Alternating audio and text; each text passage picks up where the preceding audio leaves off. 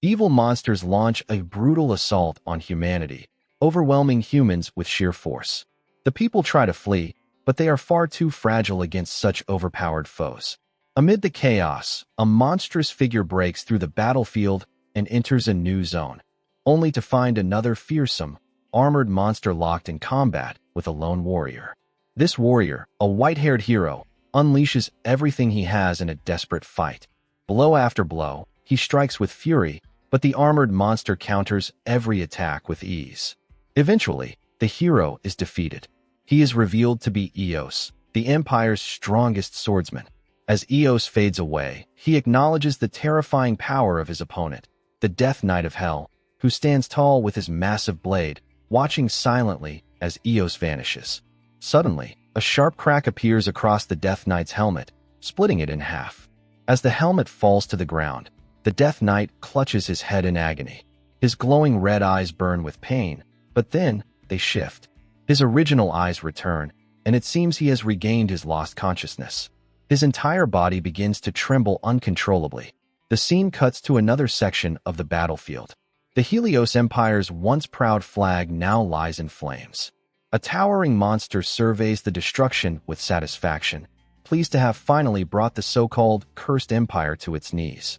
Fires rage across the capital. Amidst the carnage, the monster declares that revenge only grows sweeter with time. He turns around to face the captured king of Helios, who is now imprisoned by skeletal creatures. The monster, revealing himself as the Archlich Dorgo, mocks the king and asks if he can possibly comprehend the joy he feels after waiting 1,000 years to witness the end of mankind. King Howard Adel Light sheds tears as he confronts Dorgo, crying out over the massacre of his people. In desperation, he curses Dorgo, calling him a demon fit only for hell. But Dorgo simply laughs, amused by Howard's feeble resistance. As the king's words die out, Dorgo turns his attention to a ceremonial platform and announces his intention to proceed with his coronation. Hearing this enrages Howard even more. The thought of a monster like Dorgo being crowned emperor is too much to bear. But Dorgo relishes the moment. With dramatic flair, he strikes a triumphant pose and proclaims that, as the first being in history to unify the entire continent, he alone deserves the title of emperor. Howard, devastated, trembles in silent defeat, realizing he has no power left to resist. Just then, a group of elite monsters arrive and kneel before Dorgo. These are the Demon Lords, powerful beings who have sworn loyalty to him. Dorgo praises their contributions and then turns to the Death Knight, instructing him to retrieve the imperial crown. The Death Knight retrieves the crown while the Demon Lords applaud. Dorgo beams with pride and once again praises the Death Knight, declaring him the most loyal of all. No one, he says, has done more to secure his rise to power. Dorgo then wonders aloud how such loyalty should be rewarded. But the Death Knight remains silent. A beat of stillness follows. Then Dorgo, almost laughing to himself, admits it was foolish to ask. After all, the Death Knight is his slave, and serving him is reward enough. Before Dorgo can finish his thought, the Death Knight suddenly throws the crown into the air. Everyone's attention shifts upward. In one swift motion, the Death Knight slashes the crown in two, shocking the entire court of Demon Lords. Reacting quickly, Dorgo casts a protective barrier, while the Demon Lords leap in to defend him. But it's too late. The Death Knight unleashes a strange, powerful strike that breaks through their defenses and lands a blow on Dorgo himself. Staggered and stunned, Dorgo demands to know what the Death Knight is doing. He never gave such an order. Then, to his disbelief, the Death Knight begins to speak. He reveals that he has finally regained control over his own will. Dorgo, visibly shaken, can't believe what he's hearing. He had erased the Knight's consciousness entirely. Or so he thought. But the Death Knight explains that while it may have seemed that way, he was never truly gone. His mind had remained, trapped, silent, watching everything unfold from within his own body. And now, at long last, he's ready to fight back. Dorgo couldn't believe what he was witnessing, but then he admitted that the Death Knight was truly his greatest creation. With a smirk, Dorgo told the Death Knight he would allow him to roam freely, at least until he figured out a way to take back control. The Demon Lords launched an attack, but the Death Knight stood perfectly still. In the next moment, A single devastating strike from him sent all the demon lords flying, defeating them instantly. Dorgo was stunned. The Death Knight had overpowered them with just one blow. Realizing the threat he now faced, Dorgo summoned thousands of undead soldiers. They charged toward the Death Knight, but he uttered a single word, and every undead froze in place. With a simple gesture of his hand, the Death Knight crushed them all instantly. Dorgo began to tremble. He couldn't believe what he was seeing. He had created a being whose power now rivaled that of a god. Understanding that he stood no chance in a direct fight, Dorgo tried to reason with him. He feigned empathy, claiming that he might have done the same had he been in the Death Knight's position. But Dorgo still had a backup plan. Even if his physical body was destroyed, he could transfer his soul to a spare vessel, and from there, regain control over the Death Knight once again. However, the Death Knight revealed something terrifying. During the time he was trapped inside his body, he had devised 100 ways to kill Dorgo. He then assumed a battle stance, blue energy swirling around him, which immediately alarmed Dorgo. The Death Knight continued, saying he had developed a new sword art, one capable of taking down not just the body, but the soul itself. It was a technique he had created solely to take revenge on Dorgo. Dorgo was shaken, though he tried to convince himself that such a technique couldn't possibly exist. But before he could escape, the Death Knight struck. At first, Dorgo didn't understand what had happened. His body seemed intact. A flicker of hope sparked within him, making him believe the soul-cutting technique had failed. But then his eyes widened, and his soul, began rising from his body and into the sky. The Death Knight watched in silence.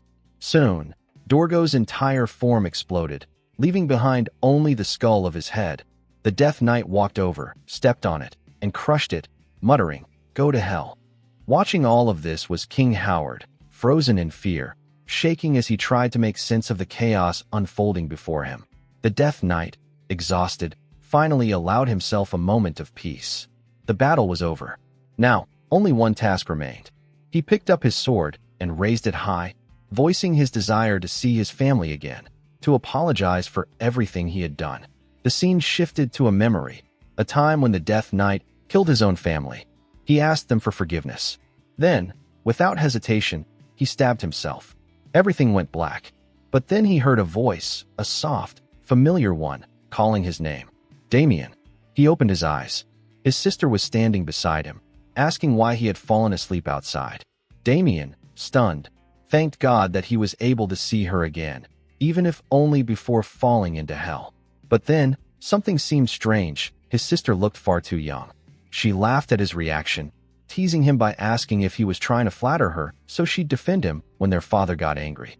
She promised she would, but urged him to come inside before it started to rain, warning that he'd catch a cold. She hurried off toward the house. Damien stood up slowly, watching her with a mixture of awe and confusion. He looked at his hands, realizing he was in his younger body. Something was different.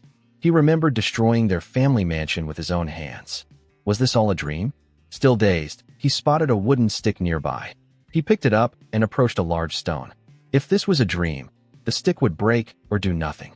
But if it was real, he took a stance and struck the stone with the stick. The stone shattered. Damien froze. Then his face contorted, not with fear, but with overwhelming emotion. He began laughing uncontrollably, tears streaming down his cheeks, his body trembling. He had returned to the past, and this time, he had a chance to make things right.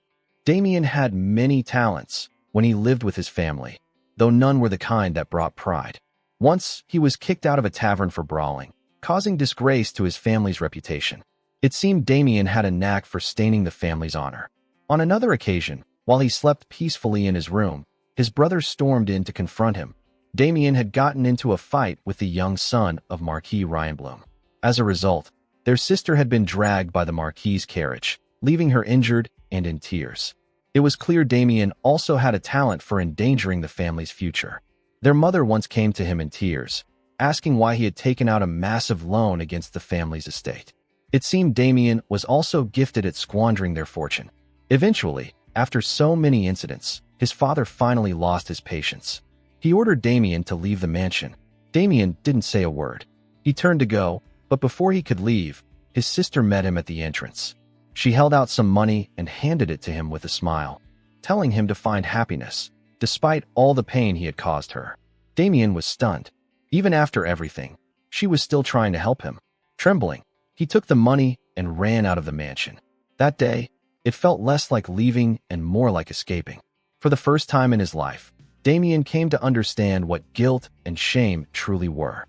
He cried as he ran, overwhelmed by the weight in his heart. Now, Damien sat beneath the shade of a tree, trying to make sense of it all. Before he died, he had wished for just one chance to apologize to his family. But he never imagined he would actually return to the past. Looking up at the sky, he wondered if it was a divine miracle. His hands trembled, his body still affected by the powerful skill he had used earlier. That technique was called Shattering Wave, a devastating move that amplified the shock of a strike sevenfold. When Damien was the Death Knight, he had fought an enemy known for this skill. It was infamous for shattering fortress walls. Damien had acquired it by defeating that knight and mastering the technique himself. As he reflected, a loud voice interrupted his thoughts. Black-haired boy came running toward him, panting from exhaustion. Damien studied him, trying to recall who he was. He guessed his name, Victor, and surprisingly, he was right. Victor, still catching his breath, asked why Damien was still outside when his sister, Louise, had told him to come in. He also warned that Damien's father was furious and that he should hurry back. Hearing this, Damien blinked in confusion. "Did I do something wrong?" he asked. Victor looked at him, baffled. "Are you seriously asking that?" Later, back inside Viscount Haskins' estate, Damien's father stood ready to strike him with a sword. Damien narrowly dodged the blow, but his father wasn't done. He lunged again, only to be held back by Louise and their mother. "Why did you get kicked out of a tavern for brawling?" his father shouted. Marilda, Damien's mother, and Louise tried to calm him down, but he was furious. His son had once again tarnished the family's honor. Paul Osborne Haskin, the head of the household, yelled at them to let him go so he could deal with Damien himself. But Damien wasn't afraid. He knew this moment. He had lived it before. He had truly returned to the past. His father continued shouting, but Marilda and Louise clung to him, begging him to think rationally. Amid the chaos, Damien found himself smiling softly. As strange as it was, he missed this. It had been so long since he had heard his father scold him. Suddenly, all three, Paul, Marilda, and Louise, fell silent. They stared at Damien, who was trembling and crying. Seeing this, Marilda and Louise turned on Paul. "You've gone too far," they scolded. Paul slowly sheathed his sword, then turned to Damien. "Well, what excuse do you have this time?" Damien looked up. "I have no excuse." Paul blinked, thrown off by the answer. He had expected the usual deflections and justifications. Damien was always pathetic, always trying to weasel his way out of consequences. To hear him take full responsibility was shocking. Damien already knew what his father thought of him, but hearing it said so directly still stung.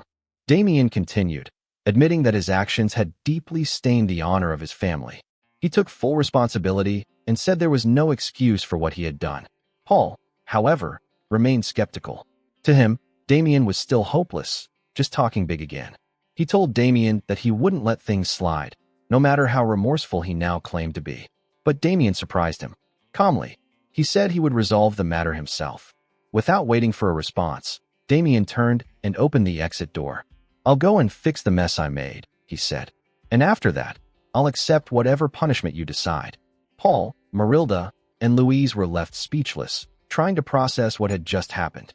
Paul even wondered aloud if Damien had hit his head too hard during one of his past beatings. Later that day, Damien arrived in the bustling commercial city of Landward. He stopped in front of a particular house guarded by two rough-looking men who resembled street thugs. From a hidden spot, Damien and Victor watched them closely. Victor, clearly nervous, asked if Damien was seriously planning to go inside. He mentioned the rumors that the place was backed by a criminal organization. "You're going to get yourself into serious trouble," Victor warned. Damien started walking forward. "If you're scared, you can go back to the mansion," he said casually. But Victor followed him, saying, "I can't just run away and leave you alone. If things go wrong, we both run together." Damien smiled slightly. "Don't worry. I'm just going to apologize politely to the owner and leave. Nothing's going to happen." He assured Victor that he would handle the situation cleanly. Victor stopped and sighed. "I really hope it goes well," he muttered. As Damien approached the door, He couldn't help but wonder how he had returned to the past.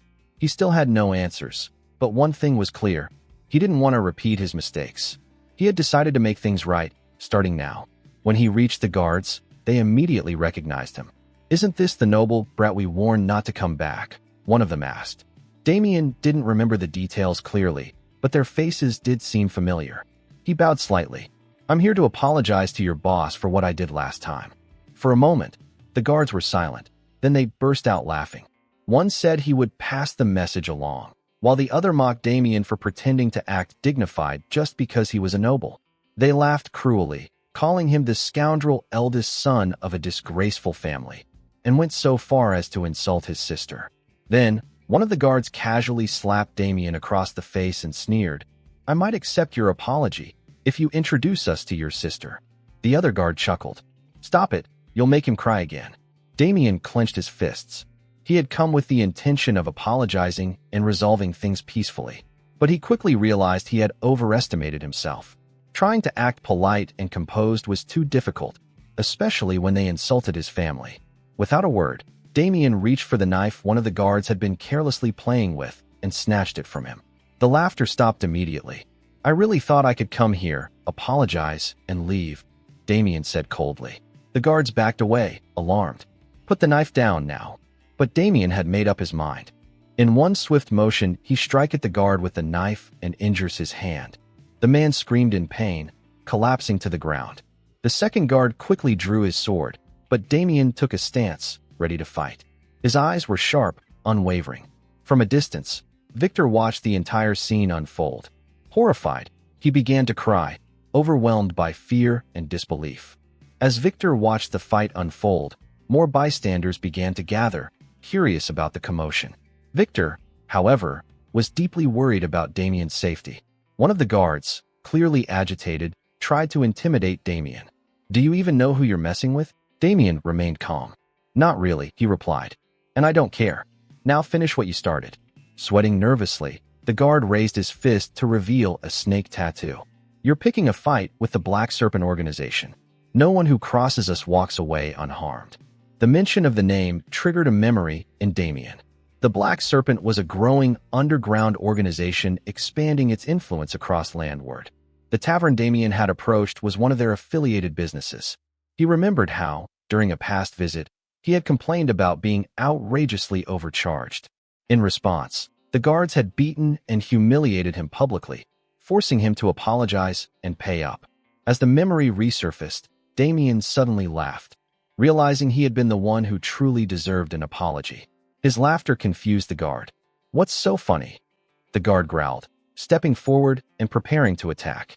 "You nobles think you're untouchable, huh? We'll show you otherwise." The guard charged, but Damien smoothly dodged the blow.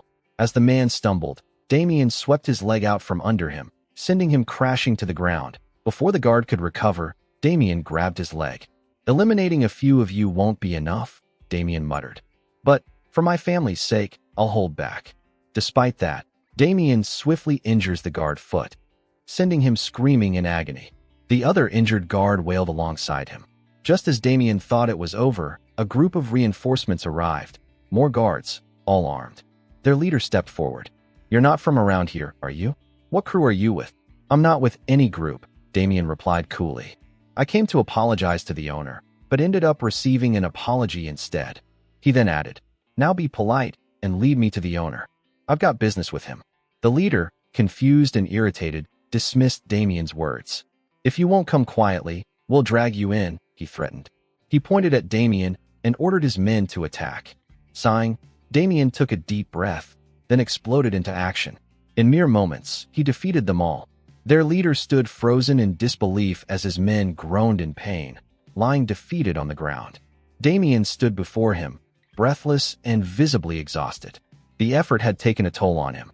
Still, Damien stepped forward and threatened the leader directly. The man pleading, "Please, I was wrong. Have mercy." But Damien didn't listen. He charged, and the leader fled in terror, crying as he ran. Damien caught up to him quickly and took him down. The scene shifted to the inside of a restaurant. People were unaware of the chaos outside. Then the tavern doors burst open. The guard captain stumbled inside, looking battered and shaken. I'm I misjudged him, he stammered. A moment later, Damien stepped in behind him. With a cold tone, he said, "You should have listened when I was being nice." The room went silent.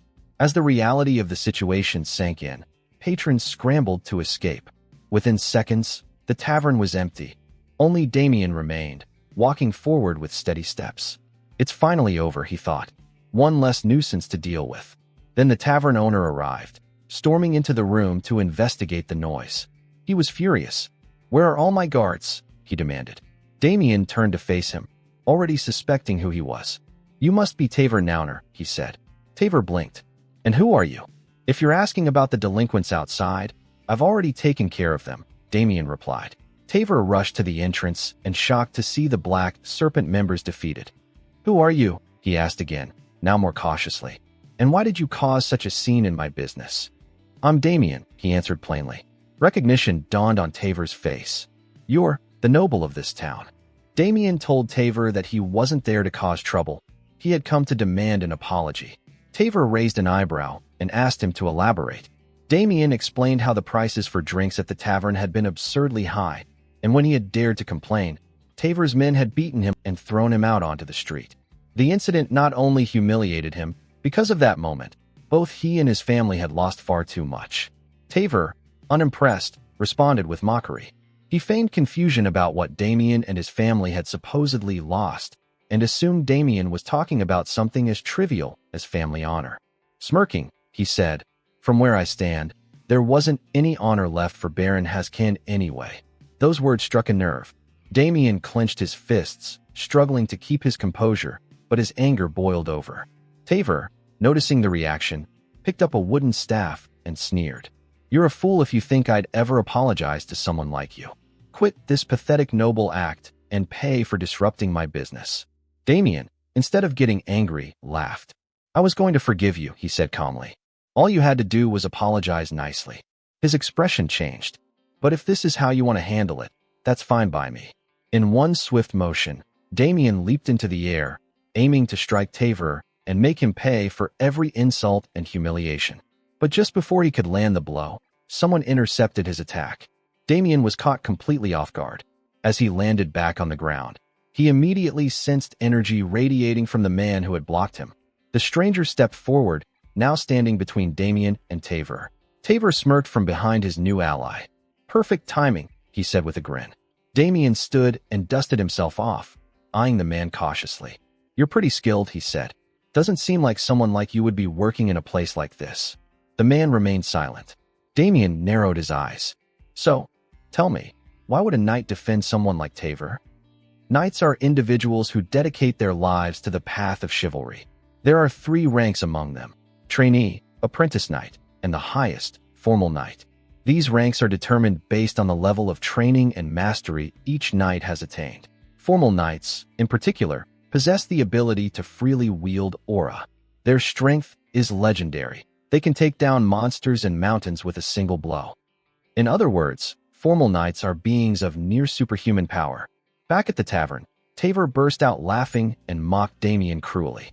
He revealed that Ted was the beloved apprentice knight of the Black Serpent organization's boss, which meant, according to Taver, that Damien had no chance of leaving alive. Damien, however, remained composed. He noted that Ted was only an apprentice, which explained the faint aura he sensed earlier. This surprised Ted. Damien was able to detect aura that hadn't even fully materialized. Damien then remarked that it made sense for someone like Ted to end up in a place like this. "You must have lacked the talent," Damien said coldly. "That's why you couldn't become a formal knight. You were expelled." Taver, uninterested in Damien's taunts, turned to Ted. "So, what reward do you want once you finish him off?" Ted, furious from Damien's words, clenched his teeth. "We'll talk about rewards later," he said, and launched himself at Damien, determined to silence him. Damien narrowly dodged the strike, but Ted recovered quickly and attacked again. Damien continued to evade with skill, noting how precise Ted's sword movements were despite the force behind them. Still, Damien was growing tired. His body was reaching its limit. He knew he'd need to find a way to increase his mana once he returned home. Ted, growing more frustrated with every missed strike, finally prepared a powerful finishing move. "Block this, if you can," he shouted. A greenish energy began to surge from his body as he assumed a stance. Damien's eyes narrowed. He recognized it immediately. Ted was using a secret ultimate technique. As the blade approached, Damien closed his eyes to focus. He had no choice but to respond with his own secret technique. At that moment, the scene shifted, years into the past. A lone soldier was taking down his opponents on the battlefield. His name was Salman Gouet, the master of the Sword of Death, a feared and ruthless killer. After eliminating the last of the human soldiers, Salman Gouet turned to face Damien, who was the Death Knight at that time. Enough of the silent act, Salman Gouet growled. Scream if you don't want to die. But Damien, completely under the control of necromantic magic, remained silent. The lack of reaction unsettled Salman Gouet. You don't understand me? He asked with a twisted grin. No problem. That just means I get to kill one more today. As a parting gift, Salman Gouet decided to use his secret technique. Humans are made mostly of water, he said. Once you understand that, you can defeat them easily. With that, he unleashed his infamous move, Calamity. Though it was just a wooden blade, he used it to take down the Death Knight. Salman Gouet laughed triumphantly. You should have run when you had the chance. But his joy was short-lived. He suddenly sensed something. Salman Gouet turned around, horrified, only to see the Death Knight have healed himself. He's not human, Salman Gouet muttered. He's undead. In the very next moment, Salman Gouet's thoughts were silenced as the Death Knight struck. The Death Knight takes him down with a single strike. The scene returned to the present, where Ted was now the one falling. He collapsed to the ground, defeated. For Damien, it was always the same. Every enemy who challenged him met their end, wearing that same expression. Ever since Damien became a Death Knight, his abilities had far surpassed even his own expectations. Among his most fearsome traits was the ability to absorb and replicate his opponent's techniques and combat states, making them entirely his own. After witnessing Ted's complete defeat, Taver was overcome with fear. His body trembled uncontrollably, and in a panic, he dropped to his knees, sweating profusely. Bowing before Damien, he offered an apology for daring to tarnish the honor of House Haskin. As a token of regret, he handed over a small sum of money, hoping to soothe Damien's wounded pride. Damien stared at the coins for a moment. He remembered that his original purpose for coming to the tavern had been to apologize, but given his family's financial circumstances, he had no reason to refuse the compensation. With a commanding tone, Damien declared, "This isn't enough, but I'll let it slide." He then turned around and called for Victor, who had been hiding at the doorway and watching everything unfold. "Come in and take everything," Damien instructed. Victor obeyed immediately, stepping inside and gathering all the money into a large bag. He was still in shock. Had he not seen Damien's strength with his own eyes, he never would have believed it. The swordsmanship Damien displayed was completely unfamiliar. Victor couldn't help but wonder when Damien had learned such powerful techniques. Once they had collected everything, Damien and Victor exited the tavern. Taver and his remaining guards bowed again, respectfully wishing Damien a safe return home. As they walked, Victor glanced at the bag in awe. "It's my first time seeing so much treasure in one place," he muttered in disbelief. Taver watched them silently from behind, masking the rage boiling inside him. Though he bowed and remained outwardly submissive, his thoughts were seething. "I'll get every last coin back from that brat," he vowed. "The Black Serpent's boss will hear about this." Just as Taver began plotting, Damien stopped. Without a word, he turned around, drew his knife, and in a swift motion, strikes at Taver's ear, using the Calamity technique, a secret skill of incredible precision and power. Taver collapsed to the ground, screaming in agony. Standing over him, Damien spoke coldly. "Tell the Black Serpent that if they even think about laying a hand on my family, no matter how small the threat, I won't stand by quietly." Taver looked up at him with fury in his eyes, gritting his teeth in pain. "We'll see," he thought. "We'll see what becomes of you." The sun began to set on the horizon as Damien and Victor made their way back to the mansion. Though the weight of the past still lingered, Damien knew that doing a single good deed for his family wasn't enough to erase the harm he had once caused. But in this new life, with a second chance in his hands, he had made a quiet vow to himself. He would no longer bring shame to his family. Meanwhile, in the Lion Bloom Marquise, a nobleman stood before a mirror, adjusting his appearance. With a strange glint in his eyes, he asked his brother, "Have you heard they say love always comes with pain?" His brother raised an eyebrow. Where's this coming from? You look like you're about to duel someone. The man chuckled darkly and replied, No duels today? I'm just finally going to find love. At the Haskin mansion, Damien and Victor made their way toward the office of Damien's father. Yawning, Damien remarked, It's been a while since I slept so soundly. Damien chuckled. Well, everything worked out in the end. Even if our original objective changed a bit, we were handsomely rewarded, and more importantly, the rumors are going to spread. Victor raised a brow. Rumors? Of course, Damien replied. Word will spread across town that someone messed with the Baron's eldest son at a tavern and got wrecked. No one will dare to take our family lightly anymore, he added with a slight grin. And maybe the image of the delinquent eldest son will improve, just a little. Hearing Damien speak so candidly about his reputation, Victor was taken aback. So, he's actually self-aware, he thought. Though trying to stay upbeat, Victor's voice still carried concern. Things might have gone well this time, but I'm worried about the Black Serpent.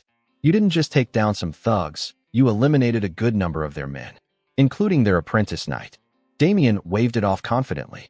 No matter how bold the Black Serpent organization is, they wouldn't dare openly attack a noble household. And even if they try something, I'll stop them. So relax. Victor nodded slowly, still uneasy. Well, if anything, your swordsmanship isn't normal. Where did you even learn to fight like that? At that, Damien started to sweat. I trained wherever I could, he said vaguely. Somehow I got good. Before Victor could press further, a loud voice boomed down the hall. Damien.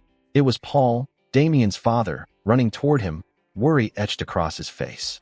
Where have you been since yesterday? You didn't get into another incident, did you? Paul grabbed Damien's shoulders, clearly bracing for bad news.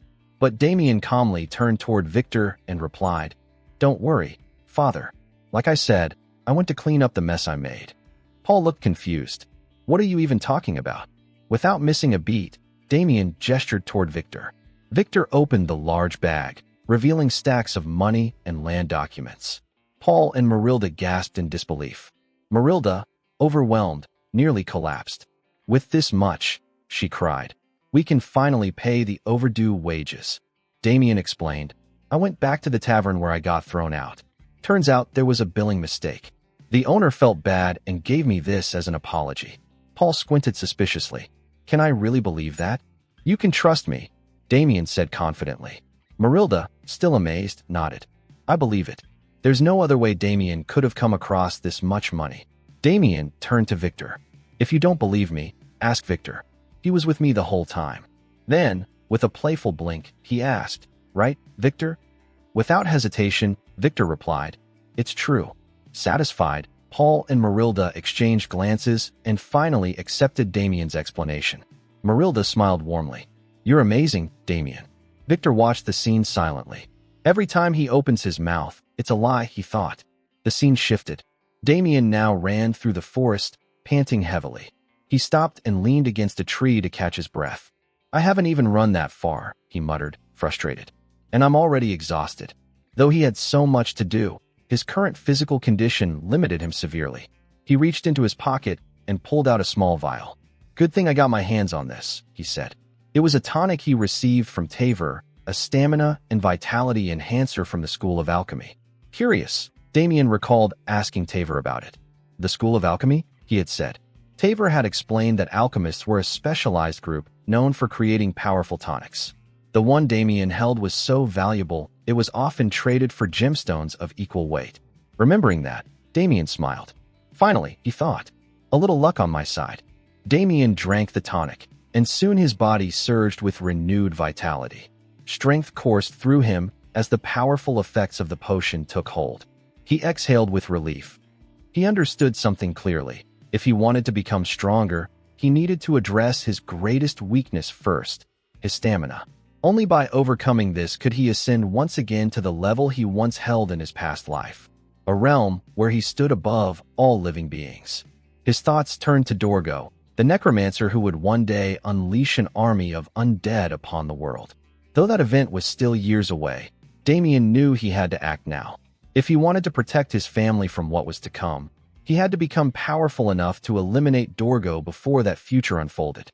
Only then could he ensure their happiness. With new resolve, he closed his eyes, took a deep breath, and began running again, committing himself fully to the path ahead. This time, too, he thought, I will defeat Dorgo. The scene shifted to a tall, ominous building cloaked in darkness. Its walls were adorned with snake insignias, marking it as the suspected main hideout of the Black Serpent organization.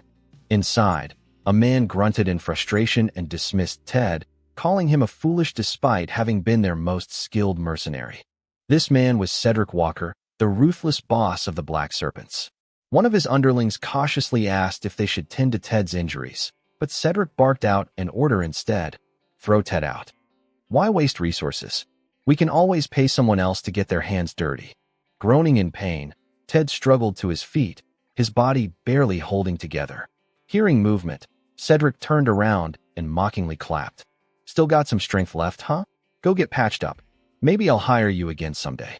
But Ted was seething with rage. Glaring at Cedric, he used the last of his strength to lunge at him in defiance.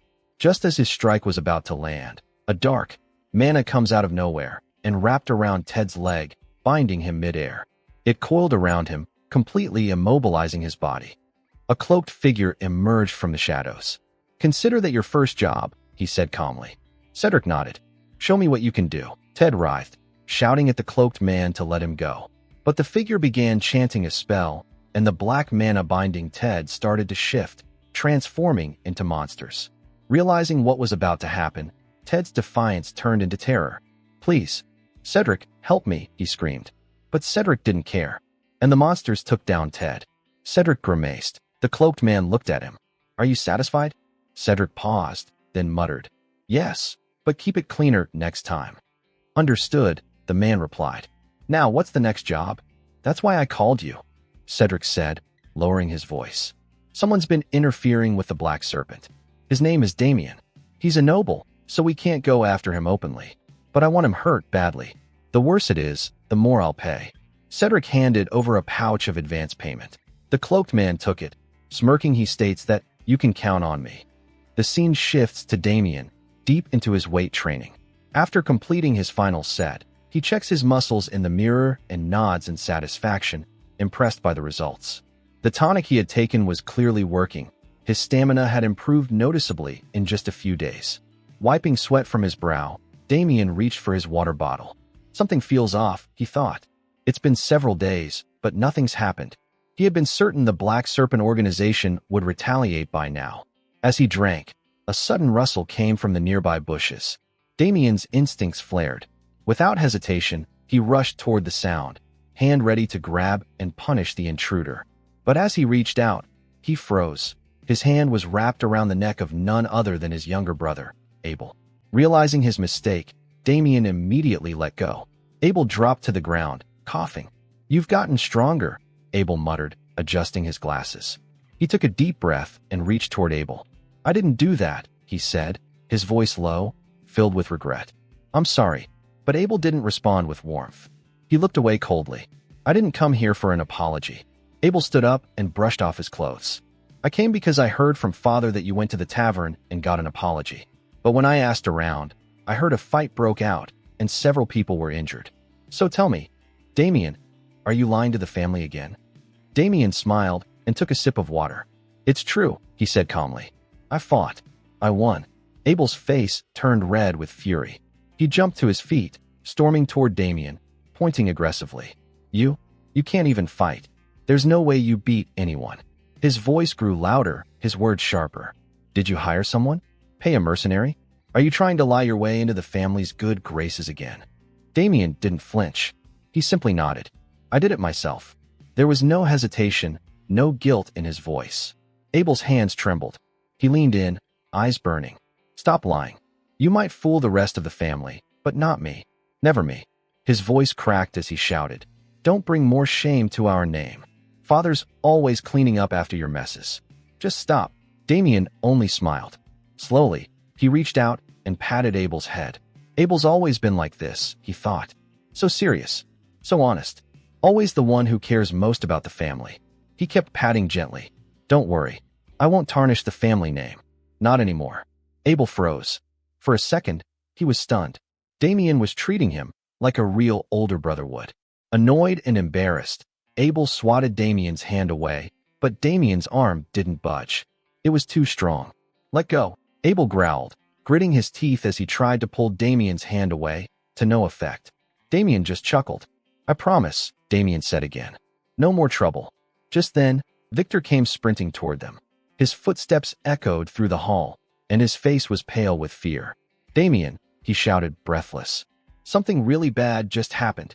Damien and Abel exchanged a quick glance and ran after him without a word. They rushed down the hallway, Victor leading the way, until they burst through the living room doors. The moment they entered, they stopped dead in their tracks. Paul and Marilda were sitting on the couch. Between them sat a stranger, a man with neatly styled brown hair, calmly sipping tea. The room was thick with silence. The man looked up with a small smile and said, "So, Damien's finally here." The man looked up and smiled, saying Damien had arrived at the perfect time. He was just telling the Viscount about what had happened at the banquet hall. He then apologized for showing up so suddenly, but explained that he had no choice since his father had learned of the incident.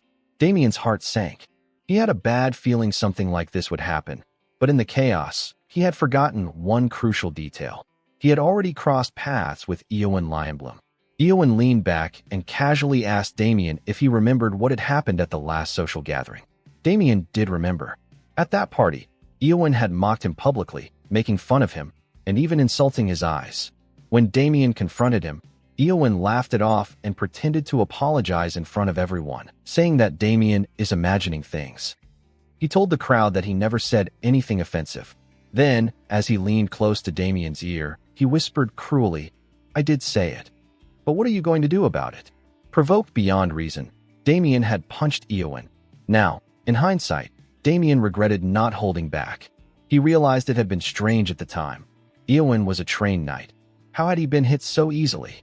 A suspicion grew in Damien's mind. Was it all planned from the start? Eowyn, still smiling, turned to Paul, the Viscount, and offered a solution to the incident. He admitted he had admired Louise for a long time. Paul furrowed his brow. "And what exactly are you trying to say?" Eowyn straightened, his tone suddenly formal. "I wish to marry Louise." His words shocked Marilda, Paul, and Abel, but Damien remained silent, already knowing this move too well. In his past life, Eowyn had taken advantage of their family's vulnerabilities in the same manipulative way. Damien remembered it clearly. Eowyn continued, explaining that if their families were joined in marriage, the incident could be treated as a private matter. That way, the disrespect Eowyn had suffered could be quietly overlooked. Paul listened to the proposal, then rejected it outright. Visibly irritated, Eowyn pressed further. "She already has a fiancé," Paul added. "She's in a committed relationship." But Eowyn cut him off. "Then how will you and your family take responsibility for insulting me? Do you think the house of a mere Viscount can withstand the wrath of House Lionbloom?" He leaned in slightly. "So make your choice. Either your family suffers the consequences, or Louise becomes my wife." Paul hesitated. He knew full well that House Lionbloom was one of the most powerful noble families in the Apple Kingdom. But no matter how dire the situation, he couldn't allow his daughter to marry someone like Eowyn. Suddenly, Louise entered the room. "I'll accept the marriage proposal," she said, her voice trembling but composed. Paul stood up in shock. "Louise, what are you talking about?" Abel quickly added, "You shouldn't be the one to take responsibility for something Damien did." Tears welled in Damien's eyes. Louise was clearly afraid, shaking, but she forced a smile and nodded. "It's fine. I'll do it." And just like that, Damien's worst fear was coming true, again. Even in this life, his sister would suffer because of him. Eowyn laughed, clapping his hands in amusement. "You truly are a wise woman, Louise," he said smugly, walking toward her. "I'll send someone soon to discuss the arrangements." But before he could take another step, Damien stepped in front of him, eyes glowing faintly red with fury. Eowyn raised an eyebrow and tapped Damien on the shoulder. "Do you have something to say?" Damien was seething inside. He knew what was at stake. If Eowyn married Louise, he would ruin her life. But Damien had promised himself he wouldn't cause more trouble. Still, this time, he couldn't stay silent. He whispered something so quietly that only Louise, standing nearby, heard it. Her eyes widened in shock. "What was that?" Eowyn asked smugly. "Say it louder." The next moment, Damien's fist crashed into Eowyn's face, sending him stumbling back. Everyone froze. Damien stood tall, not flinching. "I'm against this marriage," he said firmly. Completely. He had tried to endure it, for the sake of his sister, for the sake of the family. But enough was enough. No one was taking Louise's future from her, not this time. The scene shifts to Damien's past life, a time when Eowyn had already married Louise. One sunny day at the Haskin estate, servants rushed to Damien and informed him that Eowyn and Louise's carriage had arrived. A warm joy filled Damien's chest. It had been so long since he'd last seen his sister. Smiling brightly, he walked quickly toward the entrance, ready to welcome her. But the smile froze on his face. Eowyn was dragging Louise by the arm, shouting at her with a twisted expression of fury. "I bring you to your family's house, and this is how you act," he yelled, completely indifferent to the watching eyes around him. Guilt surged through him like a rising tide. "She's suffering because of the choices I made." Right then, Damien clenched his fists. Something inside him shattered. "I will never forgive Eowyn." Back in the present, Damien stood before Eowyn with rage burning in his eyes. "I am against the marriage proposal," he declared firmly. Eowyn staggered backward, collapsing to the ground. Everyone in the room was stunned. Hearing the commotion, Eowyn's knights rushed into the room with swords drawn. They quickly assessed the scene, Eowyn on the floor and Damien standing in front of him. Both knights drew their blades. "Did you strike Lord Eowyn?" one of them demanded. Damien calmly looked at them. He could tell they were personal knights of Eowyn. Eowyn rose slowly, laughing bitterly. "You dare hit me? Not once, but twice?" Then, drawing his own sword, he says, "You struck my face. Do you have a death wish?" One of his knights immediately stepped in front of him. "Please, my lord, calm down. There are witnesses here. Let us handle this." But Eowyn, blinded by rage, snapped, "I told you to move." Before the knight could respond, Eowyn struck him hard, sending him crashing into the wall. Louise and Abel gasped in horror. Abel began moving toward Damien, his voice tense. "How do you plan to resolve this, Damien?" Louise, realizing that Eowyn wouldn't let Damien off easily, tried to intervene. "Stop, please." But Damien raised his hand, stopping her. "It's all right," he said, his voice steady. "I'll handle it." He didn't want Louise to sacrifice herself because of him again. Damien turned to Eowyn. "Let's settle this with a duel." Eowyn raised an eyebrow. "A duel? We'll fight with swords," Damien explained. "If you win, I'll do whatever you say. But if I win, you forget everything that's happened so far." Eowyn scoffed. "And why would I agree to that? What do I gain?" Louise already accepted the proposal. Damien smiled coolly. "Why are you dodging the challenge? Don't tell me. Are you afraid you'll lose to me?" The taunt struck a nerve. Eowyn's face twisted with anger. His pride flared at the suggestion that Damien's earlier punch had been anything more than a lucky shot. With a twisted grin, he decided he would teach Damien a lesson and reclaim Louise in the process. Smiling wickedly, he raised his sword and accepted the challenge. As the sun dipped low on the horizon, the stage was set for the duel between Damien and Eowyn. Before the match began, Marilda approached Paul and pleaded with him to stop the duel. Paul, however, remained firm. "If Damien has this much confidence, then he must have something planned," he said. "And if not, all we can do is hope for a miracle." Hearing this, Abel shook his head silently. In his mind, there was no miracle to hope for. Eowyn was already a fully fledged knight, and Damien stood no chance. As Eowyn drew his sword, Abel's doubts grew. He believed his older brother was walking into certain defeat. Eowyn looked at Damien. "Shall we begin?" he asked mockingly. Then, with a smirk, he added, "But how do you plan to fight without a sword?" Damien replied calmly, "Don't worry. A single fork will be more than enough." Hearing that Damien intended to duel with a fork made Paul, Marilda, Louise, and Abel visibly lose hope. Louise even grew dizzy, imagining how badly this could end. Eowyn burst out laughing. "You've gone mad with fear," he roared. "But don't worry, I won't hold back." Without warning, Eowyn charged forward. Damien swiftly dodged the strike, leaving Eowyn momentarily stunned. Regaining his composure, Eowyn activated his sword art, Lion's Roar, Fierce Sword, and began swinging his blade with immense force. But as the dust cleared, Damien stood still, completely unharmed. Eowyn's knights stepped back in shock, one of them gasping, "What just happened?" Even Eowyn gritted his teeth in disbelief. He had seen it. Damien had dodged every attack effortlessly, his movements blurring like a phantom, and he hadn't even broken a sweat. Meanwhile, Damien observed Eowyn with calm intensity. Inside, he was pleased. Eowyn was rattled, losing focus. Damien felt proud. All the stamina and training he'd put in were finally paying off. In fact, to Damien, the duel was already won. He had studied and memorized the Lionbloom sword style from start to finish. Eowyn was no longer a mystery to him. His thoughts drifted to Michael Lionbloom, Eowyn's older brother, a powerful and terrifying knight. Damien remembered his brutal battle with Michael before the regression. Compared to him, Eowyn wasn't even close. Just then, Damien sensed something strange. Who was now building red energy around his body, preparing to strike again. This time, Eowyn shouted, "You won't be able to dodge." As crimson aura enveloped Eowyn's blade, Damien recognized the technique instantly and knew it wouldn't be easy to avoid. The pressure around them intensified. Eowyn charged like a storm. Damien gripped his fork tightly, his instincts sharpening. Now's the moment, he thought. In that split second, Damien activated the Sword Saint's technique. Their weapons clashed, Damien's fork against Eowyn's sword, and a surge of powerful energy erupted from the collision. Abel and Louise gasped, stunned by the sheer force of the impact. But the most shocked of all was Eowyn. Not only had Damien blocked his ultimate attack with a fork, he remained completely unharmed. Eowyn's hands trembled in fear. Before he could react, Damien slid the fork along the length of Eowyn's sword. An opening had appeared. With flawless timing, Damien unleashed his secret technique. 10,000 flows returned to origin.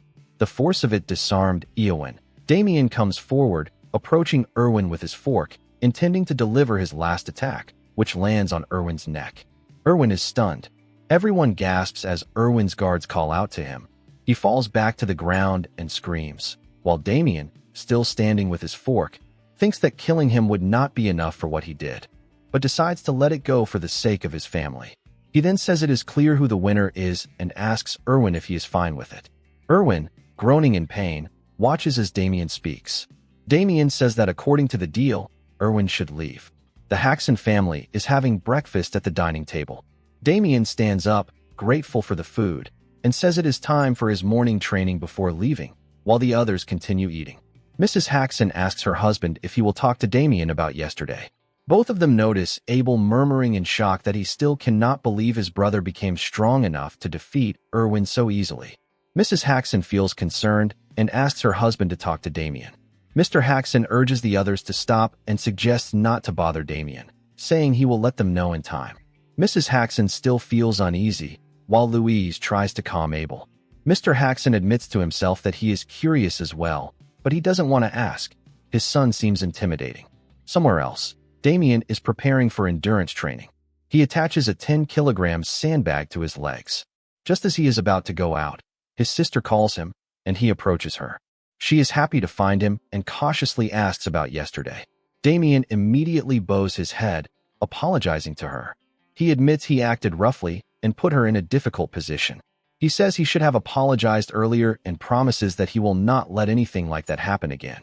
Louise quickly explains that it is not what she meant and places her hand on his shoulder. He stands up as she thanks him. She admits that she felt scared and chose Erwin, but her heart didn't want to. Damien looks at her worriedly, beginning to understand what she means. Louise continues, saying that when he stood up for her, she felt both happy and apologetic, and that is why she came to thank him. Damien's eyes widen, and he admits that he is the one who should be thankful to her for always being there for him. Louise doesn't fully understand, but he turns back and says he will be going. She calls him again and asks him to take something. He turns back and realizes it is their father's favorite possession. She confirms it, telling him their father gave it to him and suggested he use it for training. Damien takes it, confused. Louise explains that their father is not good at expressing himself, but he loves him, and he also told her to deliver his message. Since Damien is from a viscounty, he should always use a sword instead of a fork again. Damien looks at the sword, seeing his father's face in his sister's words. He pulls the sword from its scabbard and raises it high, thanking his father in his heart. Elsewhere, his father sneezes while cleaning his own sword, wondering about the sudden breeze. That night, two guards are standing at the estate entrance when a dark energy approaches. One of the guards yawns as the dark energy takes the form of a figure and knocks both of them out. The cloaked figure enters the estate. Inside, everyone is asleep in their rooms, but the figure slips into Louise's room, where she is resting. The cloaked man pauses, amused at seeing a beautiful young lady. He admits he was sent there on behalf of Black Snake, but considers himself surprisingly lucky. As he begins to approach her, a voice calls out from behind, and he freezes. Damien, with his sword in hand, stands at the door filled with anger. He demands to know the man's business there. Damien explains that he came because he sensed a strange energy and found someone suspicious. The cloaked man grits his teeth, wondering why his magic, which was supposed to put everyone to sleep, did not work on Damien. He didn't even sense Damien's presence until he came close. He quickly uses his magic and launches an attack at Damien, but Damien swiftly dodges. The cloaked man asks who he is. Damien replies that he should be the one asking, since this is his house. The cloaked man then tries to confirm if he is Damien Haxon. Damien confirms, then demands to know his identity and what he did to his sister. Servants outside hear the noise. One of them says it is coming from young lady Louise's room, and they start to approach. The cloaked man thinks the servants must have been awakened by the earlier explosion. He tells Damien that facing too many people at once would be troublesome, so he decides to flee. With his dark energy, he escapes through the window. Damien tries to catch him, but fails, watching as the cloaked man lands on the ground and runs off. Damien notices the strange energy the man left behind. In the morning, the servants in the stable discover that the prized horse is dead. They panic, worrying about how to explain the situation to the Viscount, fearing his anger. They discuss among themselves, saying the horse was fine just yesterday. One servant puts his hands on his head, frustrated, saying he doesn't know what happened. Their speech is cut short when Damien appears behind them, saying he has a bad feeling. Both servants panic in fear, surprised to see their young master. They quickly try to explain the situation, but Damien calms them down by placing his hands on their shoulders. He tells them he is only there to confirm something and will not place any blame on anyone. He orders them to leave the room for a moment. Stunned by his words, they obey. Afterward, Damien places his hand on the dead horse's body. In his thoughts, he admits that he lost track of the energy from last night, but it has now led him to the stables, where the horse lies dead. He senses deeply and discovers that the energy comes from dark mana. This leads him to conclude that the cloaked man is a dark mage. Since his family is unaware of this, he decides not to tell them in order not to make them worry. He then follows the flow of the energy, which points toward the mountains. Meanwhile, in a cave, the cloaked man lets out a malicious laugh while checking his materials. He thinks the leader of Black Snake is foolish for assembling everything exactly as he wished. He reflects that he lied about needing these materials for a curse, when in truth he will use them for his own experiments, and they won't run out anytime soon. He admits he has lowered his standards, taking on low-tier requests for a little money, but feels he has no choice since the church is pursuing him. He decides to keep a low profile for now. Suddenly, someone appears behind him, commenting on a foul smell. Damien steps forward and says that old men should not live in such cramped places. The cloaked man realizes that this is the eldest son of Viscount Haxon, the same person from yesterday. He demands to know how Damien found the place. Damien replies that he followed the scent he left behind. The cloaked man is stunned, recalling rumors about Damien recklessly standing against Black Snake, but admits he doesn't seem so reckless after all. Damien says being cautious was the right move, then asks if he is working for Black Snake. The cloaked man confirms and explains that they wanted him to harm Damien's family as much as possible. He then mocks Damien, pitying him, saying he will now die for interfering. Raising his hand with madness in his eyes, he declares that he will capture Damien. Damien replies firmly that he will not let that happen. He reminds himself of his vow never to kill anyone in this life unless absolutely necessary, but makes it clear there is one exception: dark mages. As he pulls his sword from its scabbard, he remembers Dorgo.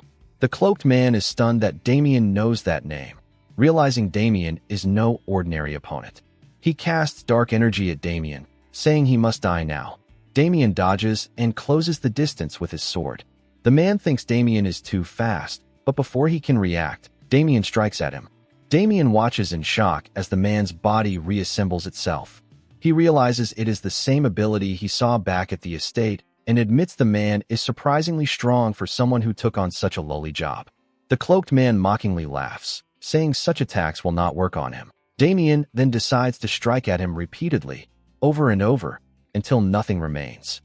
The cloaked man sneers, admitting Damien's strength and saying there must be a good reason his name has spread. But he adds that the moment Damien walked into this cave, he had already lost. He summons his dark energy and traps Damien from behind, screaming that he has cast spells around this place, so he cannot be pursued by the church. He boasts that things will get deadly and says Damien will regret crossing a Yulan officer. With a cruel laugh, he declares that he will rot Damien's body until he dies. Damien sharpens his gaze in defiance. The man covers Damien's body with his dark energy. The cloaked man then transforms back into his original form. Laughing, he tells Damien that he has shortened his own life. He recalls his boss saying that he would learn more if he damaged the family, and he thinks that maybe he has now met his boss's expectations. Feeling relieved, he says there is nothing left to stop him, so he will go after the woman he saw the day before.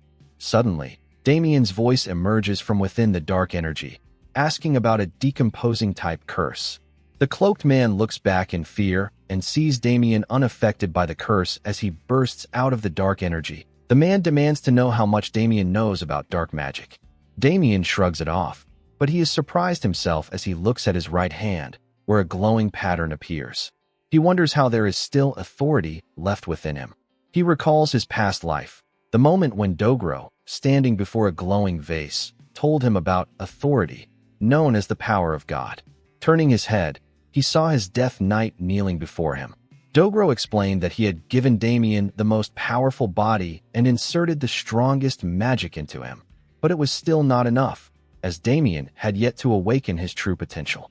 To make him into the strongest sword, Dogro granted him the power to be converted into a weapon worthy of him, releasing dark energy, and directed it at the vase, which began to glow brightly. He called this authority. Dogro then cast another spell by pressing his hands together forcefully. Dark energy swirled around Damien before being absorbed into his body. Damien screamed as he received the enormous energy, but he remained standing. Light filled the room as Dogro, satisfied, declared that Damien had obtained the authority of God within his body. An emblem shone above Damien. In the present, Damien realizes this is the authority of greed, the same power he received in his previous life. He thought he had lost it after being weakened, but now he knows he still has it. The cloaked man throws an attack, but Damien dodges by leaping to the side. The man asks how Damien survived his spell. Damien simply replies that everyone has hidden moves, angering the man further. Damien recalls the cloaked man saying he was a Yulan officer. He has heard of Yulan before, specialists in assassination using dark magic. Damien admits the man is skilled.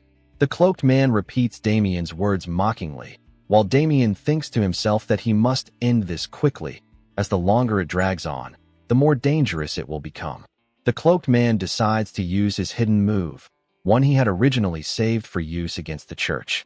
His bracelet shines as he begins casting. Damien is stunned to sense the enormous amount of dark mana and realizes the bracelet must be an artifact that stores and conceals mana. A giant monster materializes in front of him. Looking up, Damien hears the man declare that no matter what he does, he cannot withstand this power. He sends the monster forward, commanding it to kill Damien. The monster roars and strikes with a powerful attack.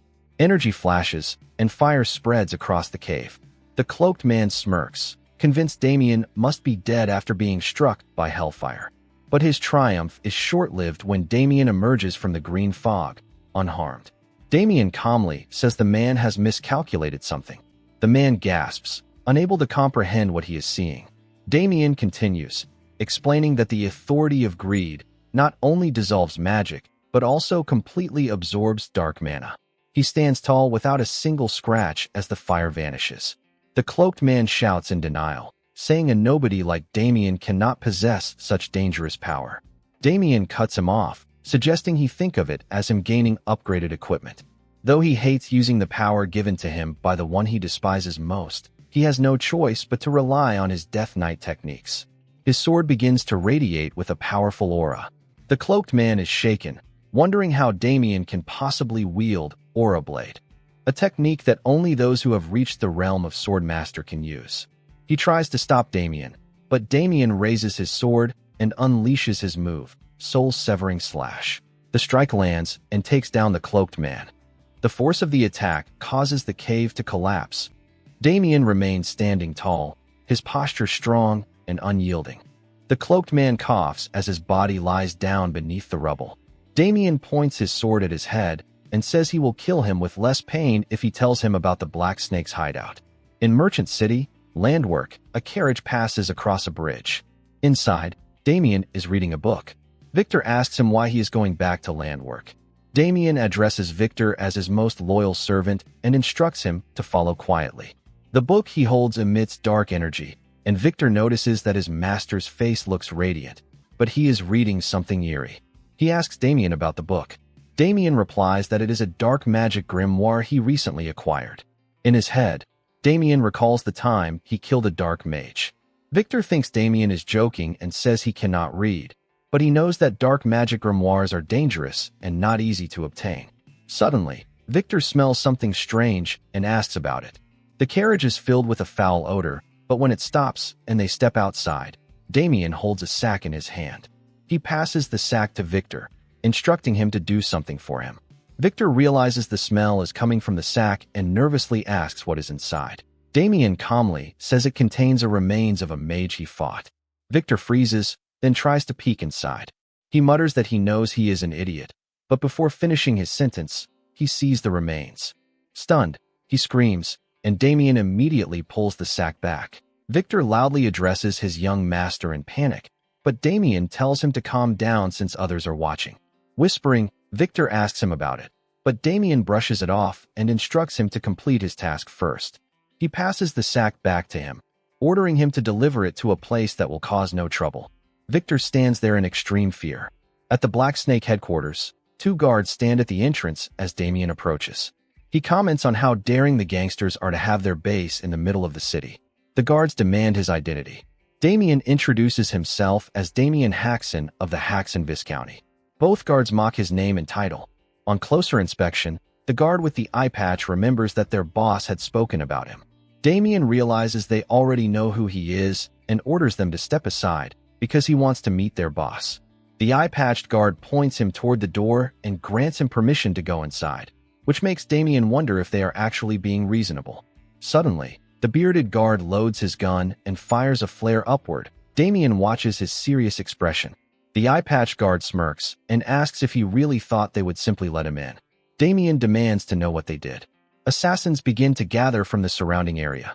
The eye-patched guard tells him that their boss has prepared a warm welcome for him. Surrounded by assassins, Damien smirks and tells them they will regret this move. Elsewhere, the governor of Landwork, Sebastian Baker.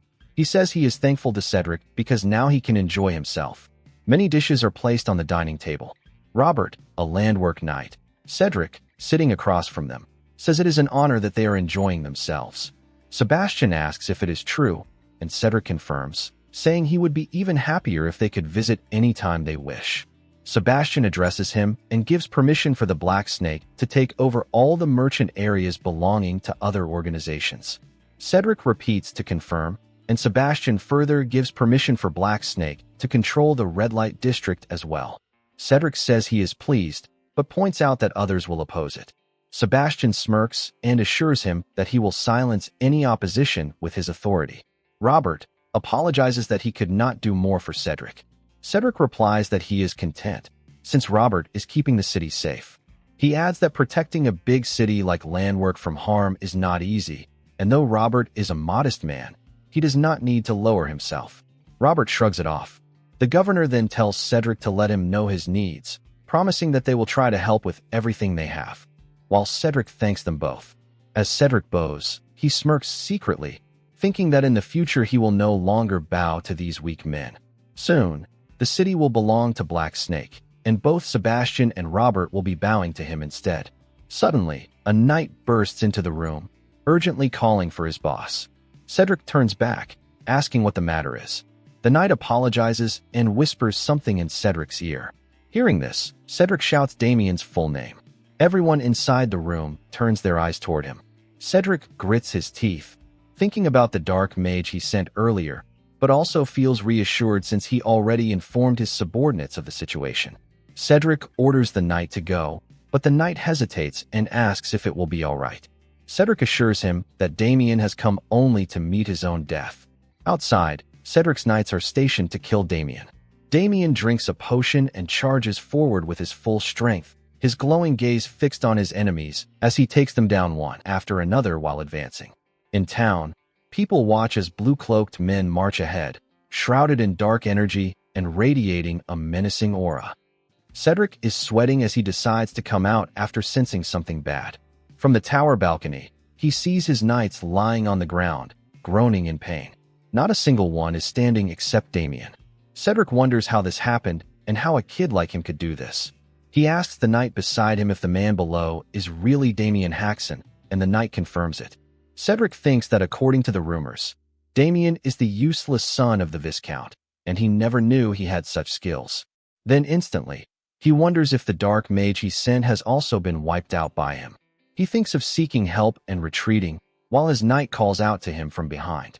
On the ground, Damien is being targeted by a weapon. He wonders if it is powered by magic. The knight behind the weapon dares him to block the attacks. The weapon fires a fireball, and Damien decides to counter it with his sword. The enemy knight mocks him for trying to counter flames with just a sword. Damien then uses his secret move, Countless Thunder Shadow Revelation, and redirects the fireball back to the enemy knight. The knight's eyes widen in disbelief before the entire group is destroyed by the explosion. Damien thinks he is almost done and turns back, saying now he just needs to find the boss of Black Snake. Before he can finish his sentence, someone suddenly rushes in to land a punch at him. Damien dodges instantly, and the punch slams into the ground. Damien senses that the man's aura is so dense it makes his skin tingle. The man ahead says he was curious to see what kind of person caused all this trouble. Damien thinks to himself that he must be an official knight. The man stands tall and addresses him as an overconfident troublemaker. Townspeople gather, watching as knights surround Damien. He wonders why knights and soldiers, who are supposed to maintain public order, have come here, and he concludes one thing. The governor of the city loudly asks about the commotion and swears on his name that he will punish Damien. Damien calls the situation a grand quest and asks why he should be punished by him. The governor raises his voice, calling it nonsense that Damien doesn't even know what he did. He clenches his fist and says Damien tried to harm Cedric, whom he calls a kind businessman, and that Damien attacked his company and killed many of his employees. Among the onlookers, one man wonders aloud how a gangster like Cedric could be considered a businessman, but another quickly silences him. The governor continues, saying Damien's actions are unforgivable at any cost. Cedric thinks to himself that Damien cannot directly harm someone being protected by the government. Damien ignores the governor and instead calls for the boss of Black Snake to come forward and fight him, making Cedric angry. Damien guesses that Black Snake must have connections with the city administration, calling it a worshiper-level loyalty. Damien mockingly says the governor calls a gangster like Cedric a kind businessman, proving his poor judgment. The governor silences him and loudly declares that if Damien apologizes, he might reduce his punishment. Damien argues back that he has done nothing to be apologetic for. The governor calls him arrogant, saying he tried to show leniency because Damien is young, but now he has no choice. He calls for Sir Robert. Robert steps forward, holding his weapon, introduces himself, and orders Damien to drop his sword and surrender. Damien says he is surprised to see the guardian knight of the city stepping in. Robert finds him strange, noting he can't see even a little fear in Damien's eyes, and asks if he is bold or just stupid. Damien replies that he is confident. Robert smirks, calling him a fool, and strikes with his weapon, but Damien dodges instantly. The ground shatters under Robert's force. Damien admits to himself that even though he shows confidence, the truth is that fighting Robert at his current level is difficult, so he decides to hold back until the right time. Robert attacks again, and Damien barely blocks by crossing his arms before falling back to the ground. He notices his arm is injured and wonders how Robert hit him even though he tried to block. He glances back, thinking about whether she has still not arrived. Robert seizes the opening and launches a powerful strike. Damien is about to be hit, but someone else appears, blocking the attack. Robert's weapon is forced back to the ground. Everyone is stunned by the sight. Robert grits his teeth and asks if Damien had an associate. He demands to know the stranger's identity. The figure reveals her face. She has silver eyes and silver hair. The soldiers are shocked by her appearance. Robert asks if she is a paladin. From behind, Victor calls out Damien's name. Damien exhales heavily and asks why he is late. Victor runs toward him, shouting that he has finally arrived. Cedric grits his teeth at the sudden appearance of a paladin. He concludes that the church must be involved and wonders if they know about his deal with the dark mages. Victor asks Damien if he is all right. Damien squeezes his cheeks and admits he is not. He waited too long for him, and wonders if the woman is a paladin from the church. He then praises Victor for carrying out his orders. Victor happily says he can at least follow his master's commands. A few hours earlier, at the church, people were praying. Victor entered, breathing heavily. The paladin lady looked back at him. Victor asked if this was the branch of the Holy Church. She approached, confirming it, and asked him what the matter was. He showed her a sack and a small notebook, saying his master sent him to deliver these things to the church as evidence of someone working with the dark mage. The paladin froze and asked to see the notebook. As soon as she held it, she sensed dark energy and saw the symbol on it. Internally, she admitted she had finally found one of the leaders of Yulon, Agito. She removed her prayer attire and asked Victor about the one who sent him. In the present, she asks Damien if he is Damien Haxon. He confirms. Victor wonders if she is the same person from the church. The paladin says she has received the evidence, and from here the church will handle everything. Damien replies that they won't get in the Holy Church's way, and she can do whatever she wants. She thanks him and bows. Damien smiles, thinking that now that the paladin of the church is here, things will go smoothly. The people of the Holy Church live as servants of God. They are extremely kind and generous to the common people, but harsh towards demons and heretics, a group of extremists. The pioneers of the Holy Church are the paladins, and now these paladins are on Damien's side. The paladin makes an announcement. The church has received a report of someone who made a contract with a fugitive dark mage, and that person is present in land work. The citizens begin to murmur, wondering who could do such a thing. The paladin then declares that until the investigation is complete, the city will be placed under the authority of the church. The governor protests, saying that the kingdom has granted Landwork the right to govern itself. He demands to know how the church can take control of the city while he, the viceroy, is present. The paladin addresses Viceroy Sebastian directly, saying that eliminating heretics is the will of God and that the church's authority overrides that of the kingdom. The governor vows to protest this to the church. The paladin grimly states that he and the knight are prime suspects. Both are stunned. The governor asks what she means, demanding to know why they would work with a dark mage. She points at Cedric, declaring that he is the one who sheltered and supported the dark mage. Cedric is stunned. She continues, saying that even providing protection to that man is suspicious enough. The governor immediately turns to Cedric, asking if it is true. Cedric panics and denies it. The paladin says they have proof, and yet he refuses to accept it. She shows them the notebook and explains that it contains a record of Cedric purchasing items for the dark mage, every single transaction. They will verify the information by cross-checking it with store records. Cedric grits his teeth, thinking bitterly about why the dark mage would write such things down after insulting him. As the church knights approach, Cedric shouts that he has nothing to do with the dark mage. The paladin replies that the truth will be known once the investigation is complete, and she orders her knights to arrest him. The knights seize Cedric, the governor, and his knight. The governor glances at Damien, who stands smiling. In his thoughts, the governor curses him, realizing this was his plan all along. He doesn't want to be taken and fears the church knights. Cedric asks Robert if he is surrendering to the church as well. He curses the church knights, but Robert does not answer. Cedric keeps calling out to him. Finally, Robert retaliates, breaking free from the knights. He swiftly rushes forward, grabs his weapon from the ground, and shouts that he will kill everyone and escape. He swings at the paladin. Cedric smirks. The governor is stunned, and Damien thinks Robert is making a mistake. Robert's strike lands on the ground as the paladin dodges. She counters with a punch using her full power. Cedric and the governor gasp in shock, while Damien smiles. The paladin takes down Robert with a single punch. She declares, "Whoever disobeys the will of God will be punished." Cedric, handcuffed, is kneeling down while the governor protests, demanding that he be released. From the side, Victor asks if that is the infamous boss of Black Snake. Damien confirms it with a wicked smile. Victor remarks that despite the rumors, Cedric looks ordinary. Cedric grits his teeth and curses Damien in his thoughts. Damien turns his head toward the paladin and thanks her for handling everything. He thinks to himself that while he expected her to be strong, she has proven to be far more powerful. Judging from her sacred power, she must be the apprentice of the Azure Flame. Brigandine, known as the Azure Flame, is the strongest man in the church and one of the 5 great saints, famous for eliminating countless heretics. Damien is called, and both he and Victor look in that direction. The paladin approaches and thanks him for taking down a Yuan officer. Damien casually replies that anyone would have done what he did. The paladin says the church will not charge him for anything and will acknowledge his work. Damien admits he doesn't understand what she means. She then directly asks if he involved the church to cover up his attacks on Black Snake. Damien is stunned that she figured it out so quickly.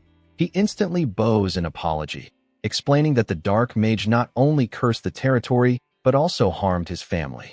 She pauses, then, after some thought, decides not to hold him accountable. Damien thinks she is more flexible than the rumors about the church suggested. The paladin then informs him that the bounty on Agito's head will be delivered to him soon. Damien says he didn't even know there was a bounty and asks how much it is. She tells him it is 1,000 gold. He thinks to himself that the amount is enough to buy a small castle, but then asks if he can receive something else instead. Victor is annoyed, thinking about how his master can turn down such a reward. The paladin says it is possible and asks what he wants. Damien replies that he wants one of the mana cultivation techniques held by the church. The paladin wonders aloud why someone strong enough to defeat Black Snake would need such a technique. Damien recalls how, during his fight with the Dark Mage, he was only lucky to win by relying on the authority.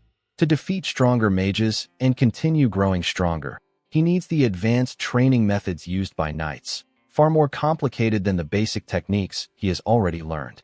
He tells her that he only knows the basic level techniques and wants to master something more advanced. The paladin is stunned that he has reached his current level using only basic cultivation techniques. She notices the enormous aura flowing through his body and realizes that if he speaks the truth, then he is extraordinarily talented. She also recalls how boldly he took down a heretic without hesitation. Then she smiles brightly and says she has a better solution. Damien perks up and listens. She asks if he would be interested in becoming a paladin. Damien pauses before firmly refusing. The paladin is visibly taken aback. The paladin switches to a stern tone and presses Damien for his reason. She insists that becoming a paladin is a sacred duty given by God, granting the right to punish evil in his name. Victor panics as she demands if Damien even understands how hard it is to become one. Damien thinks to himself that he doesn't believe in any religion and has no interest in becoming a servant of the church. Of course, he cannot say that aloud, so he decides to make something up. He clears his throat, stands firmly, and says he believes he is not worthy of God's love. He explains that he only wishes to travel the world and follow in the traces of God as a weak devotee. Victor thinks the lie won't work, but the paladin clasps Damien's hands and says she is moved by such sacred words. She agrees to his request that instead of the bounty, the church will provide him with a mana cultivation technique. She adds that if he ever changes his mind, he can come to the church anytime, and she will warmly welcome him. She then says she wants to ask something else. Damien, in his thoughts, assures himself that he will never change his mind. The paladin introduces herself as Agnes, the first apprentice of the Azure Flame. Damien realizes he was right about her identity. He greets her respectfully, addressing her as Lady Agnes, and asks for permission to conclude his business here. She has no objection but asks about his work, while Victor stands gloomily behind them. Cedric, still kneeling on the ground, glares at Damien as he approaches. Cedric begins to insult him, but before he can finish, Damien kicks him, leaving him groaning in pain. Cedric tries to badmouth him again, but receives another powerful kick to the face, knocking him back to the ground. Damien continues striking him as Cedric groans in pain. Finally, Damien exhales heavily and admits he feels satisfied now. Victor asks if it's really over, and Damien replies, maybe. At the estate of the Lionbloom family, Erwin's father, Holland Lionbloom, Marquis of the Apple Kingdom, slams open a door and finds his son Erwin shivering in bed.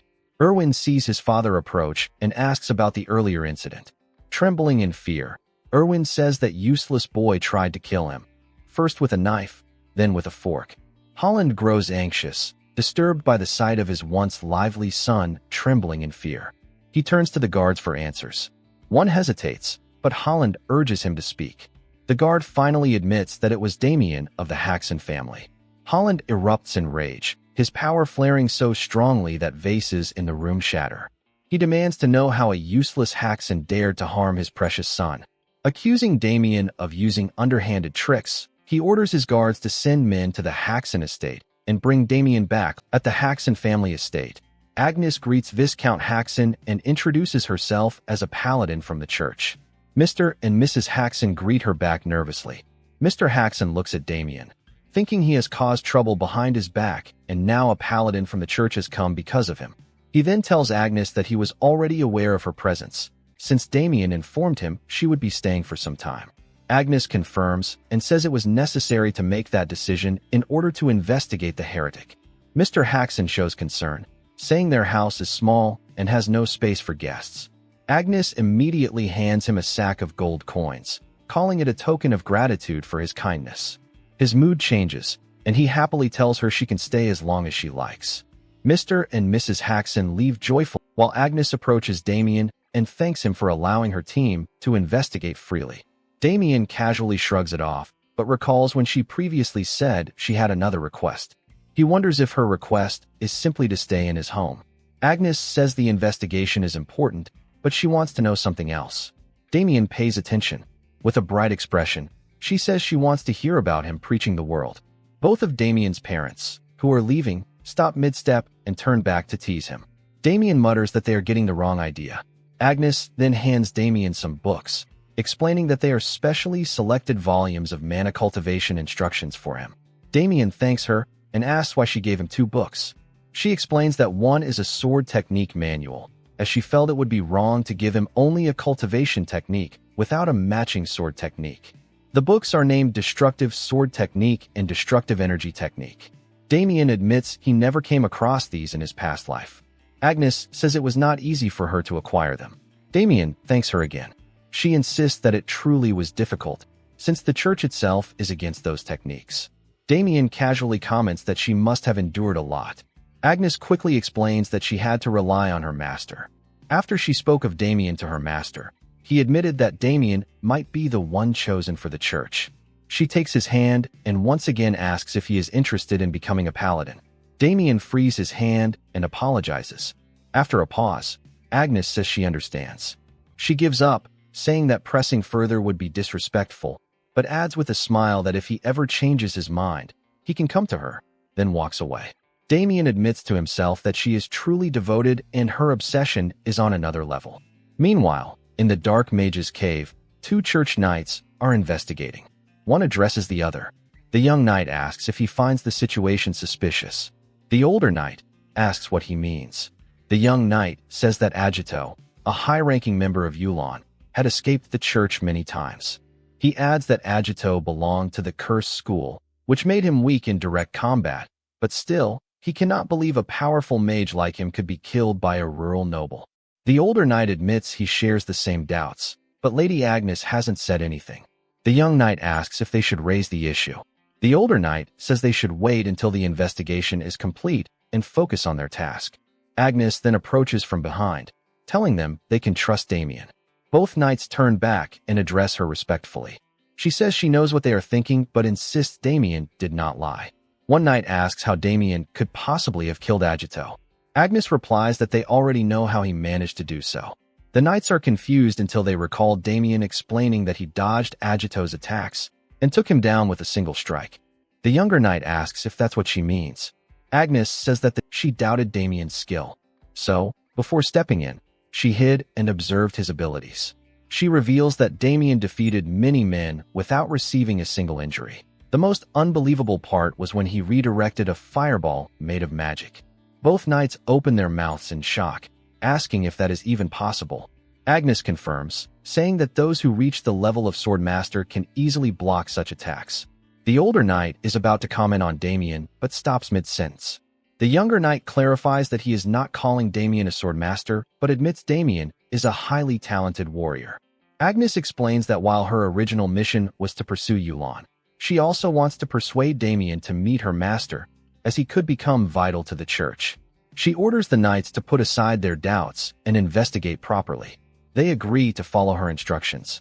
Somewhere else, 3 knights are riding their horses. They are from the house of Lionbloom. Alpus, an apprentice knight, stretches and announces they have finally arrived. Another apprentice knight, Lavender, complains about the smell. Lavender asks him for cologne. Their leader, Garrick, the official knight of the Lionbloom family, immediately tells them to be quiet, glaring at them with sharp eyes. They arrive at the Haxon estate. Garrick asks if this is the place. Alpus confirms. Garrick then asks their objective. Alpus says they are here to arrest Damien Haxon. Garrick smirks and says arresting someone like him will be easy, but that alone will not be enough to compensate for the humiliation suffered by his young master Erwin and the Marquis. He pauses mid-sentence when he notices an old man walking nearby, leaning on a wooden staff. Garrick calls out to the old man. The old man turns his head, asking their identities. Instead of answering, Garrick asks if he is from the Haxon estate. The old man turns fully, confirming he is, and asks their business. Garrick swings his sword and takes down the old man with a single strike. He coldly declares that a commoner failing to bow before the crest of House Lionbloom is an unforgivable sin. One subordinate quietly notes that the old man was blind. Garrick calls both of them closer and says he has a perfect idea. When they reach the Haxon estate, they will not only take Damien but also kill everyone inside. Meanwhile, at the entrance of the estate, Victor is cleaning when he sees the knights arriving on their horses, shocking him. Agnes and the knights step outside the cave. The older knight admits they weren't able to extract much information because of the collapse of the site. Agnes says it's fine and praises their hard work. Then all 3 of them turn their eyes toward Damien, who is focused on his training. Leaves swirl around him through his energy. One knight admits he doesn't understand what he's seeing, and the other agrees but adds that it is incredible. Agnes is shocked and wonders what is happening. She thinks that the destructive energy technique she gave him is a cultivation method that, when mastered at an advanced level, allows the user to absorb mana from the surroundings. But she is stunned that Damien managed to do it in just a few hours. Damien exhales and opens his eyes, only to find the 3 of them standing there, admiring his training. He steps forward and asks if they have finished their investigation. Agnes confirms while approaching him. She remarks on his progress. Damien replies it's just a little, while holding one of the books. He admits she was right when she said the books were difficult to obtain. Since he was a sword master in his previous life, sword techniques aren't very important to him, but the cultivation method is highly useful. The destructive energy technique was created to balance out the heavy mana consumption of the destructive sword technique. It makes it easier to gather mana quickly compared to other techniques, and even helps briefly draw external mana. Damien notices himself looking at Agnes, who is also silently looking at him. He waves his hand and says it's time for dinner. He asks if they will return together, but Agnes looks down quietly. Suddenly, Damien senses killing intent. He mutters that pests have arrived. Agnes looks at him, confused. He advises her to return on her own since he has urgent work to handle, then runs quickly in the opposite direction. The 3 knights watch in awe, amazed by his speed. Agnes thinks he must be controlling his mana with extreme precision to move that fast, and wonders just how far his abilities can go. At the entrance of the estate, Lavender punches Victor with full force, knocking him to the ground. Lavender continues hitting him while mocking, demanding he bring Damien out immediately. Victor shouts that he won't, because they will hurt him. From behind, a maid rushes to call Mr. Haxon outside. Mr. Haxon runs out and shouts for them to stop. The knights recognize him as Viscount Haxon. He quickly rushes to Victor, lifts his head, and asks if he is all right, but Victor is unconscious. Mr. Haxon shouts at the knights, demanding an explanation and questioning how knights could attack a civilian. Garrick steps forward, saying this is nothing compared to what the Haxons did to House Lionbloom. He formally addresses him as Viscount Paul Haxon and delivers Marquis Lionbloom's demand. Hand over Damien Haxon, or their land will suffer.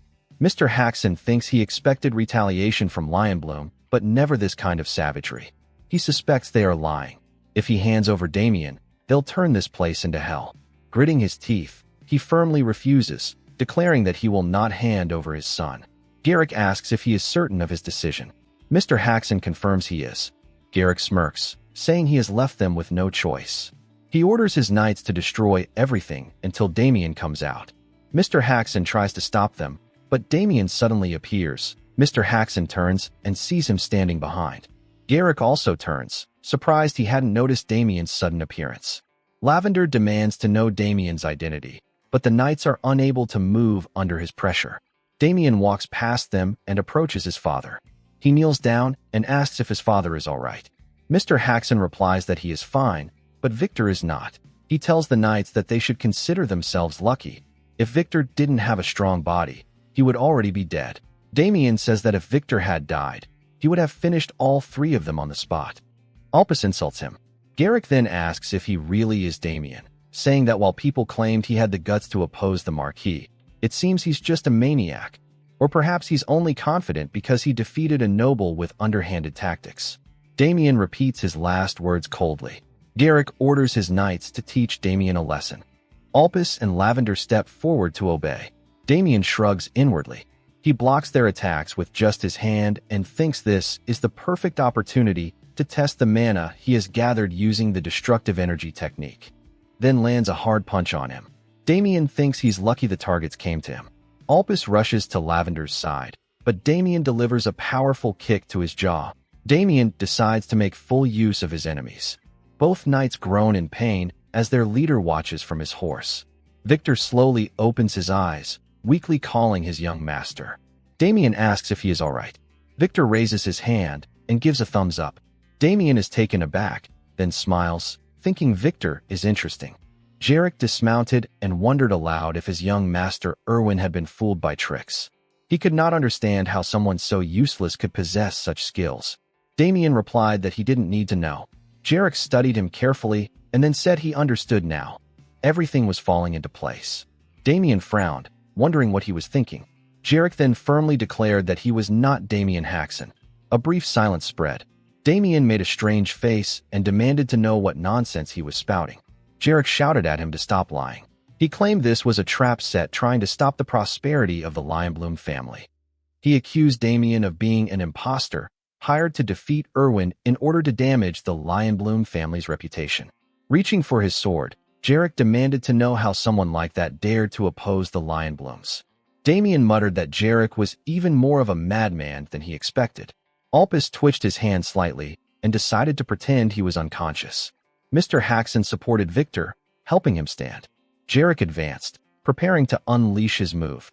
He acknowledged that his opponent was skilled but thought him unlucky, as he planned to take him down the moment he came closer. He tried to strike at Damien, but Damien countered, blocking the strike with his sword. Smirking, Damien remarked that the Lionblooms had finally sent a skilled knight. Jarek staggered back in shock, stunned that Damien had blocked his attack. He insisted it must have been luck and challenged him to block the next strike. But all of his attacks were blocked again. Gritting his teeth, Jarek was left wide open as Damien suddenly closed the distance. "Now it's my turn," Damien said, striking him down. Jarek couldn't follow what was happening before Damien kicked him, sending him rolling across the ground, shivering in pain. Damien said coldly that the strike was for Victor. Barely standing, Jarek rushed forward and unleashed his ultimate move, the Lion's technique, Sword of Speed. Countless lion-shaped strikes surged toward Damien. But Damien countered with his sword, breaking Jarek's blade. Jarek was stunned before Damien strikes again, injuring Jarek's right arm. Screaming in indescribable pain, Jarek collapsed to the ground. Mr. Haxon stood frozen in shock, while Victor felt relieved and happy that Damien had won. Damien looked back as Jarek groaned, desperately trying to press against his wound. Damien pointed his sword at him. Jarek pleaded for mercy, admitting defeat and begging to be spared. He confessed he didn't even know who Damien truly was. Damien declared, "I am Damien Haxon. You should have begged for your life earlier. It's too late now. You harmed my family and even made my servant uglier, and now you ask me to spare you." Jarek apologized for everything he had done. Damien replied that Jarek still didn't even know whom he should be apologizing to. Jarek looked confused as Victor and Mr. Haxon stepped forward, holding a sword and sticks in their hands. Jarek began to worry for his life. Jarek, along with Alpus and Lavender, badly beaten, are sitting on the ground with their hands tied. Victor wickedly asks if he can beat Jarek more, saying he is still not satisfied. Damien smirks and replies that Jarek will die if Victor keeps hitting him. Mr. Haxon places his hand on Damien's shoulder and tells him they should stop. Jarek addresses Mr. Haxon as Sir Haxon and pleads for mercy, admitting his mistakes and apologizing. After a brief pause, Mr. Haxon asks if a single apology can really be enough for the chaos they caused. He points out that if Damien had not been talented, their entire territory would have been destroyed and Damien would have been taken to the Marquis, suffering who knows what. Jarek continues to plead in desperation. Mr. Haxon hesitates, then after some thought, turns to Damien and signals him to take action. Damien understands. He reflects that he never intended to kill them from the start, since doing so would stain the relationship between House Lionbloom and House Haxon. If he were alone, he could handle the Marquis family himself. But for his family's sake, he cannot take that risk. At the same time, if he lets them go, the Marquis family will surely retaliate in the future. He finds himself unable to decide. Just then, someone calls his name, Agnes. She runs toward him, asking what's going on. Damien thinks she may be the solution to this problem. After learning about the incident, Agnes says she can help. Damien asks if she has any ideas. Agnes responds that since House Haxon was the first to successfully kill one of Yulan's officers, the church can formally recognize them as an allied household. Damien seems pleased at this. Mr. Haxon thinks to himself that if this happens, their family will be able to escape their current crisis. Victor asks whether forming an alliance with the church would really be that advantageous. Damien then switches to a puppy eyes expression, holds Agnes's hand, and asks if she can accept their request if it isn't too much. She confirms that it isn't. Damien smirks inwardly, amused, thinking that he has always wanted the church's protection. He excuses himself, while Agnes simply shrugs it off. Mr. Haxon wonders aloud if his son is using his looks to charm her, and Victor nods in agreement. Damien approaches Jarek and asks if everyone heard what Agnes just said. He instructs Jarek to tell House Lionbloom that House Haxon is now under the protection of the church. He warns them that if they try any tricks, they will have to answer directly to the church. After receiving this message, all three knights run away instantly, shouting their thanks. Victor waves his stick at them, telling them to be grateful for their luck. Watching them flee, Victor says they are running away in disgrace and that now the Haxon family can finally breathe in peace. Mr. Haxon, however, doubts it and says they need to decide on their next course of action. He declares it is time to call a family meeting. In the Haxon family's meeting room, everyone gathers, with Agnes standing quietly at the back. Mr. Haxon opens the discussion about settling the dispute between their house and House Lionbloom. Mrs. Haxon and Louise listen carefully. Abel raises his hand to share his opinion, saying that since they are already under the church's protection, why would they need to resolve the dispute at all? Louise replies that they don't want the church to intervene completely. Abel is surprised, and Mr. Haxon agrees with Louise. He explains that it is not in the church's nature to involve itself too deeply in noble affairs. He also adds that the Lionbloom family's power is not based solely on military strength. If they wished, they could pressure smaller noble families in many different ways. At this point, their family has two options: pay off the Lionblooms or seek protection from a higher-ranking family. He says that entering under the protection of another great house could be the best choice for them. His words are cut off by Agnes, who steps forward and suggests another solution. Everything could be resolved if Sir Damien became a paladin. Damien's expression turns blank, as he did not expect her to bring that up at this moment. Everyone stares at Damien, and he directly refuses the idea. Mr. Haxon says that if Damien doesn't want it, then it can't be helped. Damien feels satisfied, but Abel suddenly stands up, slamming the table as he shouts at his father. His father asks what the matter is, and Abel argues, demanding why he is so easily accepting the refusal when everything could be solved instantly if Damien became a paladin. He points at Damien and suggests that his father order him to become one, saying he can't stand to see Damien's face anymore. Agnes seems happy at Abel's words, while Damien thinks Abel is talking as if it's none of his business. Abel keeps insisting that Damien become a paladin, saying that everything started because of him anyway. He continues speaking until Mr. Haxon calls his name sharply. Mr. Haxon reminds him that they have a guest present and orders him to sit down, telling him to behave. Abel is shocked, but quietly sits back down. Mr. Haxon then admits that Abel is right in some ways, but says it is not entirely Damien's fault. He explains that the second son of the Lionbloom family had bad intentions toward Louise. If Damien hadn't acted at that time, it would have been very difficult to make Erwin give up on her. He acknowledges that Damien protected his sister from the Marquis family in place of his powerless father. Standing up, Mr. Haxon addresses Damien and praises him for his actions earlier that day, saying he stood up for the sake of his family and paid the Lionblooms back properly. Damien thinks to himself that he didn't expect his father to say that. He lowers his head, saying it was simply his duty to do so. Mr. Haxon assures him that from now on, he himself will handle things further.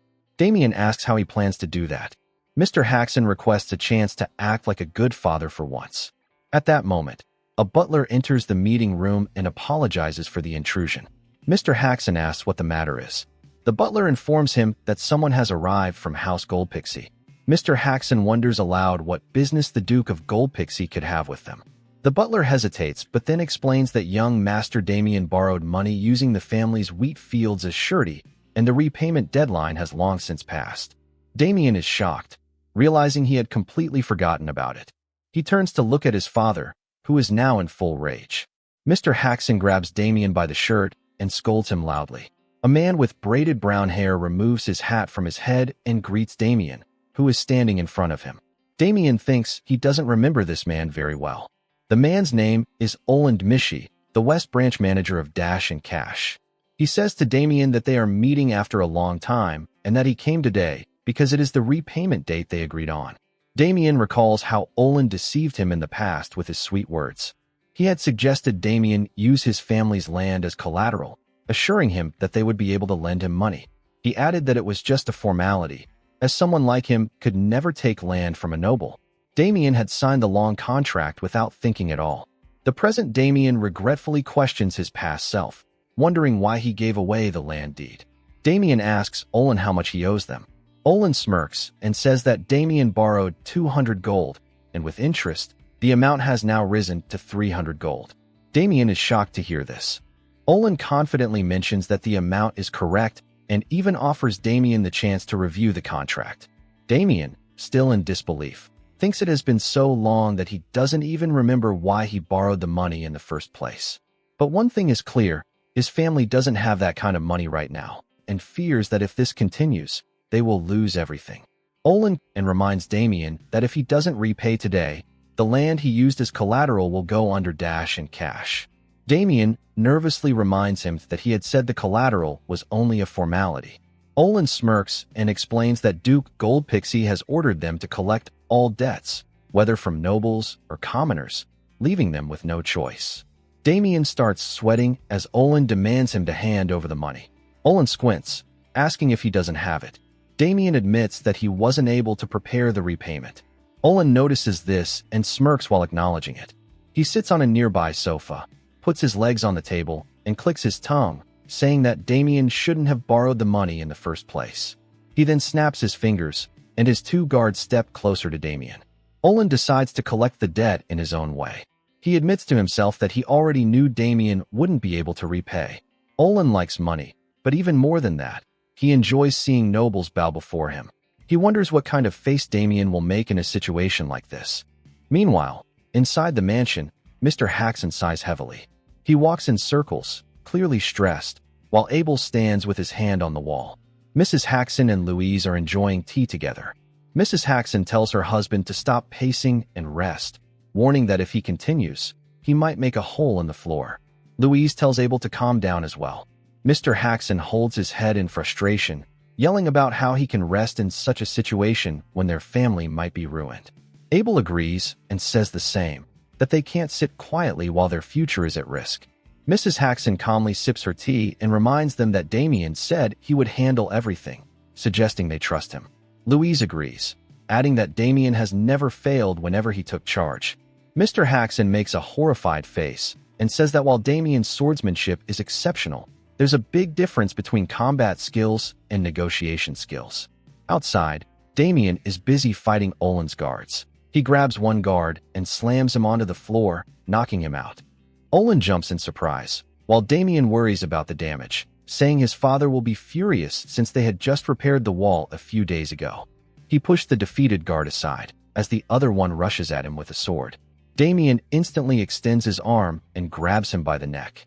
The guard groans in pain as Damien holds him up. Damien says that the man just drew a sword on a noble and smirks, saying this counts as self-defense. Olen screams in fear, trembling as Damien approaches him. Damien addresses him, and Olen listens closely.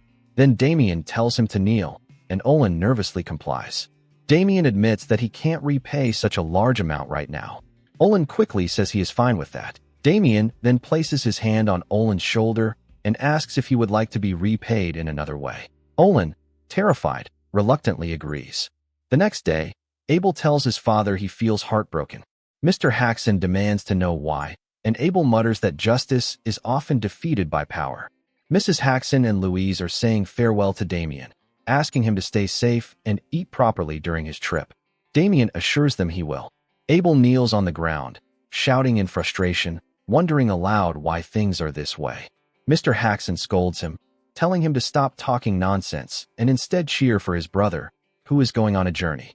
Deep down, however, Mr. Haxon agrees with Abel, but is worried whether Damien's plan will succeed. Agnes approaches Damien and tells him she feels sad about parting ways. Damien notices her and says her name. He walks toward her and thanks her for everything she has done. Agnes simply replies that she only did what she needed to. She looks away as she tells him they have completed their investigation and will return tomorrow. She closes her eyes, putting her hands together in prayer for Damien to receive blessings on his journey. Damien thanks her and does the same. Agnes softly mentions that if he changes his mind, before she can finish, Damien cuts her off, saying he won't, and turns away. Damien walks toward the carriage, thinking that all goodbyes are done. He asks Victor if they should start the journey. Victor confirms, adding that he has loaded all the luggage. He opens the door, and both of them step inside the carriage. Damien comments that the carriage is very spacious, while Victor thinks it's cozy. Sitting across from them, Olen greets them nervously. He respectfully assures them they won't face any problems during the journey. Damien smiles at his attitude and says they will have lobster for lunch. Olen responds in surprise. Damien tells Victor to begin, and Victor acknowledges, instructing the carriage rider to move forward. The rider nods and pulls the reins of the horses. Damien sits confidently, his face full of determination and excitement to visit House Gold Pixie. Damien, Victor, and Olen are standing in front of the huge Gold Pixie estate. Victor makes a sound of amazement, while Damien comments that this mansion is truly fitting for a family known as the richest in the entire kingdom. Damien thanks Olen for making the journey easier for them, adding that he won't forget his help if things go according to his expectations. Olen humbly acknowledges this and mentions that he has already spoken with the Duke, meaning Damien just needs to go inside. Olen recalls their journey, thinking about how Damien made him work like a servant. He secretly hopes things won't go as Damien expects, and even wishes for his downfall. Outwardly, however, he cheers for Damien, pretending to hope that things go well for him. Damien casually thanks him and tells Victor he will be back shortly. Victor happily acknowledges. Inside the mansion, Adam Goldpixie, the Duke of the Apple Kingdom, greets Damien. He recognizes him as the infamous troublemaker of the Haxon family. Damien forces a short laugh and says he is honored, though internally he thinks that nobles are all the same. Adam asks why he was looking for him. Damien calmly explains that he borrowed money from the family's lending business and that the repayment date has already arrived. Adam nods, calling him their customer. Damien confidently admits he doesn't have the money with him, but wishes to repay in another way. Adam demands to know what that way is. Damien explains that he will defeat the Lionblooms to repay his debt. Adam widens his eyes in surprise, and his soldiers begin whispering among themselves. Adam laughs, saying Damien must have heard the news. His knight, Jael Heimlich, agrees with him. Damien thinks that everyone in the kingdom already knows the rumor. According to the rumor, a gold mine was discovered on the shared border between the Lionbloom and Gold Pixie families. These two families have never been on good terms, so they planned a duel involving lower-class knights to determine who would gain monopoly over the gold mine. Damien already knows who will win, the Lionblooms. He believes they have expanded their forces quickly using their newfound gold as support, causing the gold pixies to lose much of their influence. Damien smirks, thinking that if he helps the Duke win, he can repay his debt and also keep the Lionblooms in check. Duke Adam calls Damien ambitious and asks if it's true that he defeated the Lionbloom family's second son and destroyed the large organization in land work. Damien laughs, then sighs in relief, admitting those are not rumors. Adam frowns, saying it's tempting, and adds that he has been searching for a knight to participate in the duel. Damien claims he is the perfect candidate, as there is no one else capable of defeating the oldest son of the Lionblooms. Adam puts his hand on his face and asks if Damien can really defeat the eldest son, who is known to be a genius. Damien admits he is highly skilled, but before he can finish, a soldier with a ponytail interrupts, saying they can't trust him. The soldier insists that rumors are often exaggerated. Adam agrees with him, and the ponytailed soldier, Ernst Howitz, adds that Miss Chelsea will bring the perfect candidate. The other soldiers in the room nod in agreement, saying she has been away for a month searching for the ideal fighter to face Michael Lionbloom and will be returning soon. Adam listens silently. Another soldier adds that Miss Chelsea passed all of Duke Adam's tests with ease, so she will surely bring back an excellent knight. Adam finally says they make reasonable points. The three soldiers smirk confidently, while Damien grows furious and silently curses them, thinking they have ruined his plan. Adam opens his arms and tells Damien that his men hold a different opinion, then asks what he intends to do now. Internally, Damien knows Adam just wants to see how he will react to this situation, so he decides to show them his strength. He firmly declares that they are completely wrong. One of the soldiers loses his composure. Damien claims that Miss Chelsea will never find someone as capable as him, and that if they truly wish to win the duel, they must choose him. Ernst asks how he can make such a claim when he doesn't even know who she will bring. Raising his finger, Damien says he can prove his words by blocking Ernst's ultimate move. Ernst grows furious. Damien smirks confidently and challenges him to use his ultimate attack, promising that if he can block it, he will prove his worth. Ernst silently curses, thinking that Damien is underestimating him. He immediately asks Duke Adam for permission to teach Damien a lesson. Adam, finding the situation interesting, grants permission. At the training grounds, Damien and Ernst stand across from each other. From behind, Victor asks Damien what is happening, saying he thought Damien came here to negotiate with Duke Adam. Damien, while warming up, shrugs and says it just happened, advising Victor to stay back. Victor looks worried, thinking Damien is in danger after seeing the powerful aura around Ernst. Adam orders Ernst to begin. Ernst acknowledges, gripping his spear tightly. He strikes it against the ground and tells Damien to get on his knees and beg if he wishes to be forgiven. Damien yawns and says he's tired of waiting. Ernst replies coldly that he will make sure to teach Damien a lesson. He begins gathering his energy, and the air starts to shift. Damien realizes Ernst is preparing his ultimate attack and turns serious, wondering if he might have pushed him too far. As Ernst changes his stance, he declares that he will eliminate Damien. He leaps toward Damien with full force. Damien thinks he expected this kind of move from a mid-rank soldier. As the spear approaches, he focuses and brings his sword forward to block it. Just as he analyzes Ernst's aim, a dagger appears near his body and vanishes instantly, breaking his concentration. In that moment, Ernst's spear lands a strike, and Damien's sword snaps into two pieces. Ernst smirks, thinking Damien fell for his trick. Unfortunately, as the strike lands, Damien falls back. Victor shouts his name in panic, while Adam stands stunned at the sight. Damien steadies himself before falling to the ground. Surprised, Ernst grits his teeth and wonders how Damien managed to endure his surprise attack. Adam and his knight are stunned to see Damien still standing, while Damien lets out a heavy breath and asks if the representative position now belongs to him. In the next scene, Victor happily hugs Damien tightly. Victor quickly asks if Damien is okay, saying he thought something bad had happened to him.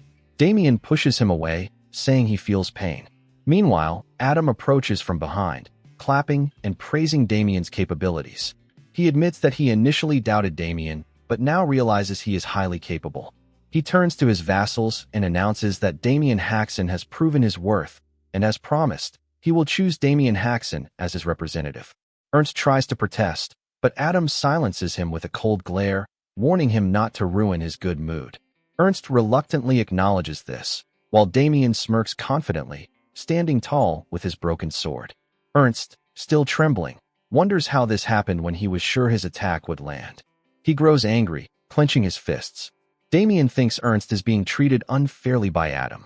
He admits Ernst is skilled, but unfortunately, he met the wrong opponent. Damien notes that his own level is well above middle class, but he had to act carefully because only low-class fighters can participate in the duel. He intentionally fought in a way that would fool anyone watching. Damien recalls the moment when he blocked Ernst's attack using his mana, realizing that if he hadn't done that, things could have gone badly. Adam watches Damien silently, then approaches him. He mentions that Damien must have internal injuries that cannot be ignored. He raises his hand and activates the ring on his finger. A small portal forms in front of them, and Damien instantly recognizes it as a subspace magic tool. Adam reaches into the portal and pulls out a box. He opens it, saying it's a gift for Damien. Damien looks at it curiously. Adam explains that the object inside is called the Balance Pill, which he acquired from the alchemy school after paying a heavy price. Damien thinks it's a jackpot, realizing the item will enhance his physical abilities just like the supplements he used before. Adam hands the item to Damien, explaining that while knights usually use it for training, it can also heal internal injuries. Damien thanks him casually. Adam places a hand on his shoulder and says he looks forward to working with him in the future. Damien smiles and happily acknowledges. The next day, at the Gold Pixie estate, Damien stretches his body as he walks through a corridor. He places a hand on his chest and feels that his injuries have completely healed overnight thanks to the pill. He enters a room filled with training weapons. He admits he didn't notice it yesterday, but now realizes the duchy possesses excellent training equipment. He smiles, thinking he will use these tools to train himself further. Suddenly, his eyes widen when someone calls out, asking if he is Damien Haxon. Damien confirms and demands to know who he is. The man laughs and introduces himself as Pable. He gestures to the two knights beside him, referring to them as his blood brothers. Standing together, Pable proudly announces that they are also participants in the upcoming duel. Damien asks if that's true, and Pable instantly confirms. He adds that Damien was lucky yesterday since they were training outside at the time. Otherwise, it would have been them teaching him a lesson instead of Ernst. Damien frowns, while Pable confidently declares that participating in a duel against the Lionblooms is a crucial task that will determine the duchy's fate. He adds that he hopes Damien won't drag them down with what he calls a useless ability. Pable then irritably tells Damien to leave so they can continue training in peace. Damien shrugs and begins walking away. As he walks, he thinks that it's good he met them because he had been curious about the duchy's knights and their capabilities, and now he's able to assess them firsthand. Meanwhile, Pable orders his brothers to take their positions. He exhales deeply, then assumes his stance, calling it starting position, immovable Akalanatha. His ponytailed comrade charges at him with secret move, ascending phoenix. Their training weapons clash with force. The ponytailed knight mentions it's their 98th battle and declares that this time he will be the winner. Pable responds sarcastically, and as both of them grow tired, their bodies begin trembling. Still, Pable focuses and swings his training sword left and right. His opponent dodges, then spots an opening and strikes. Pable counters the blow with his forehead. The ponytailed knight starts sweating, admitting that he expected Pable to predict his attack and block it with his head. The ponytailed knight bows deeply and says he has learned something new today. Pable praises his effort and says there's no victory between them today. Their other companion, a knight with a hair bun, steps forward and requests to fight next, saying his body is itching for battle. Pable replies that he needs to rest before facing him. The ponytailed knight and the one with the hair bun lean closer to Pable.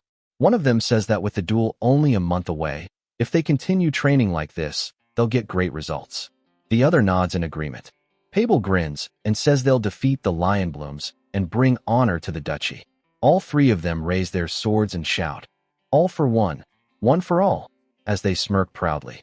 Victor approaches Damien, who stands silently observing the trio from a distance. Victor asks what's wrong and wonders who the three are. Damien clenches his fists in frustration and mutters that they're doomed. Victor looks confused and asks what he means. Damien explains that there's no way he can win the duel alongside those fools. Adam laughs loudly while sarcastically saying that this doesn't fit well with the image of a high-class knight. Jael insists it doesn't bother him at all.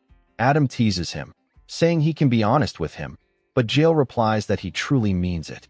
Adam recalls the previous night when Damien came to meet him. Damien thanked him for the offer, but requested to train alone, and Adam agreed. In the present, Adam laughs again, noting that Damien even refused to train under Jael Heimlich. Adam admits Damien is quite an interesting person, but Jael remains silent. Adam then asks Jael for his opinion on Damien. Jael responds that Damien is an impressive young man, explaining that he used mana to block Ernst's strike, something not everyone can do. Adam asks for Jael's opinion regarding the upcoming duel, wondering if they can really win against the House of Lionbloom. Jael replies that for now, it's difficult to say. He explains that the duel will involve 3 participants, and whichever side wins 2 matches will be victorious. Therefore, it doesn't matter if Damien performs well on his own. All members must contribute. Adam rises from his seat, acknowledging Jael's words, and walks away. He says that their other knights must also perform well and asks if they're training properly. Jael replies that Sir Vincenzo, a middle-class knight, is overseeing their training, so there's nothing to worry about. Outside, leaves fall gently from a tree, and one lands on Damien's cheek as he stands beneath it. He looks annoyed, thinking there's a major problem he hadn't anticipated. Standing at the training site, he observes Pabel and his group sparring. He notes that they are not only foolish but also in poor shape, only appearing strong from the outside. Damien thinks they are destined to lose the duel. Damien lets out a low hum, then holds his head, saying he needs to step in. Victor doesn't understand what he means. Damien walks forward and calls out to Pabel and his companions, addressing them as idiots. The ponytailed knight reacts, wondering aloud if Damien really called them idiots. Damien straps on his arm guards and leg guards, telling them he wants to have a sparring match. Pabel smirks and admits Damien has guts to challenge them after seeing their skills. He agrees to fight and declares that he will be the first to accept the challenge. Damien watches him closely and says he doesn't want to fight just one of them. He wants all 3 to come at him simultaneously. After a brief pause, the 3 tremble in anger. Pabel calls Damien arrogant and yells his agreement. He and his companions throw away their training swords. Pabel admits that this goes against the code of knights, but says that when dealing with a man like Damien, fighting is the best solution. All 3 rush toward Damien with their fists, but Damien doesn't flinch. Moments later, Pabel opens his eyes in confusion, instantly sitting up and wondering what just happened. He notices his companions lying nearby, sound asleep. From behind, Damien asks Pabel if he's awake, and Pabel turns to see him. Damien calls their performance pathetic. Victor, standing behind, holds his head and asks what Damien is doing by getting himself into trouble again.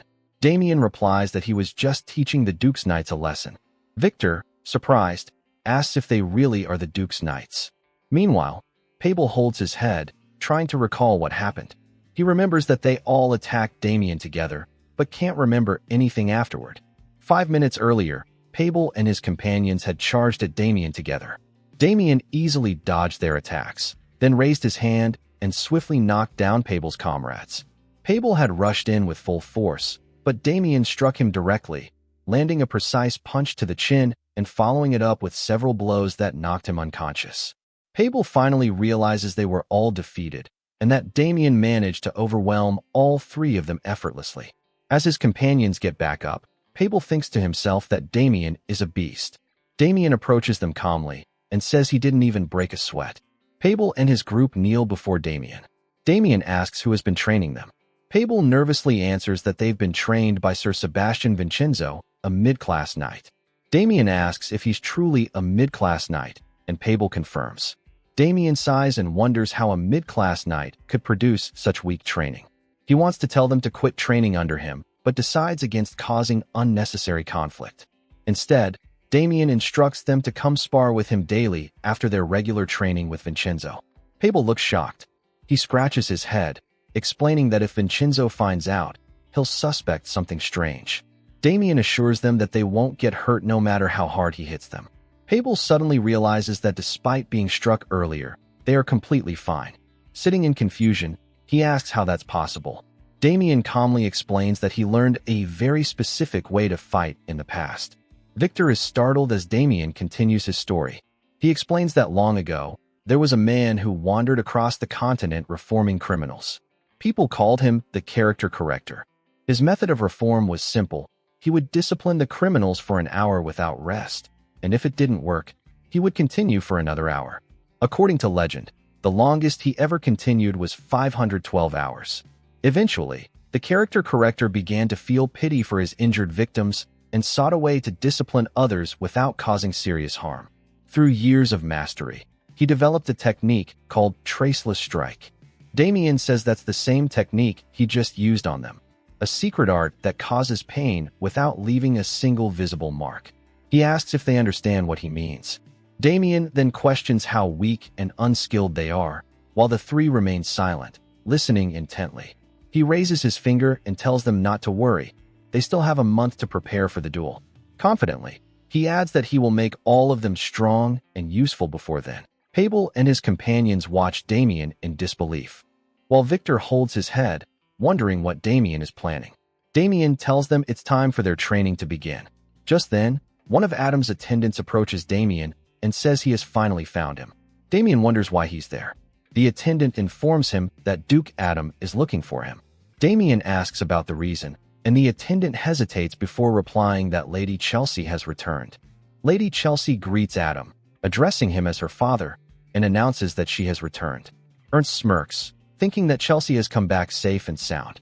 Adam calmly notes that it has been a month and asks Chelsea if she has found a knight to proxy for their duel. She smirks, nods, and turns her eyes toward the knight kneeling behind her. The knight rises as Adam looks him over closely. The knight greets the Duke and introduces himself as Guillermo Blackwing, the wild beast. Adam's knights begin whispering among themselves. One wonders aloud if he is the famous mercenary. He adds that he has heard Guillermo participated in the Aclaran Kingdom's war, where he easily take down the low classes. Adam admits he's heard a lot about Guillermo and happily adds that Guillermo has already earned his name by running wild like a beast in war. Guillermo laughs, saying he didn't expect the Apple Kingdom to know about him. Chelsea stands and reveals that Guillermo has sworn loyalty to her and promised to take part in the upcoming duel. She confidently tells Adam that he will surely defeat Michael Lionbloom. The Gold Pixie Knights whisper among themselves, agreeing that if Guillermo participates, he will indeed beat Michael Lionbloom. Another knight says Michael Lionbloom is still honing himself toward perfection, but Guillermo has already reached it. Adam forces a smile, then grows cold. He says that although it's good news, there is a problem. Chelsea asks curiously what he means. Adam replies that he hasn't introduced the representative for the duel yet. Chelsea and Guillermo turn back, and Adam announces Damien's full name as Damien enters the room. Chelsea looks at Damien with cold eyes and asks her father what he means, since she already told him to wait for her. Adam replies that she mentioned it, but he didn't promise to wait. With a strange expression, Chelsea asks him to change the representative. Adam narrows his brows and says he will consider it. Chelsea shouts in anger, telling Adam not to think about it because she has never even heard Damien's name. Damien, standing behind her, guesses she must be her daughter. She looks toward Damien and says it's obvious to choose Guillermo rather than a man with no name. Damien thinks Chelsea is treating him like a nobody. Guillermo watches Damien with a grin as Damien notices him and begins wondering about him.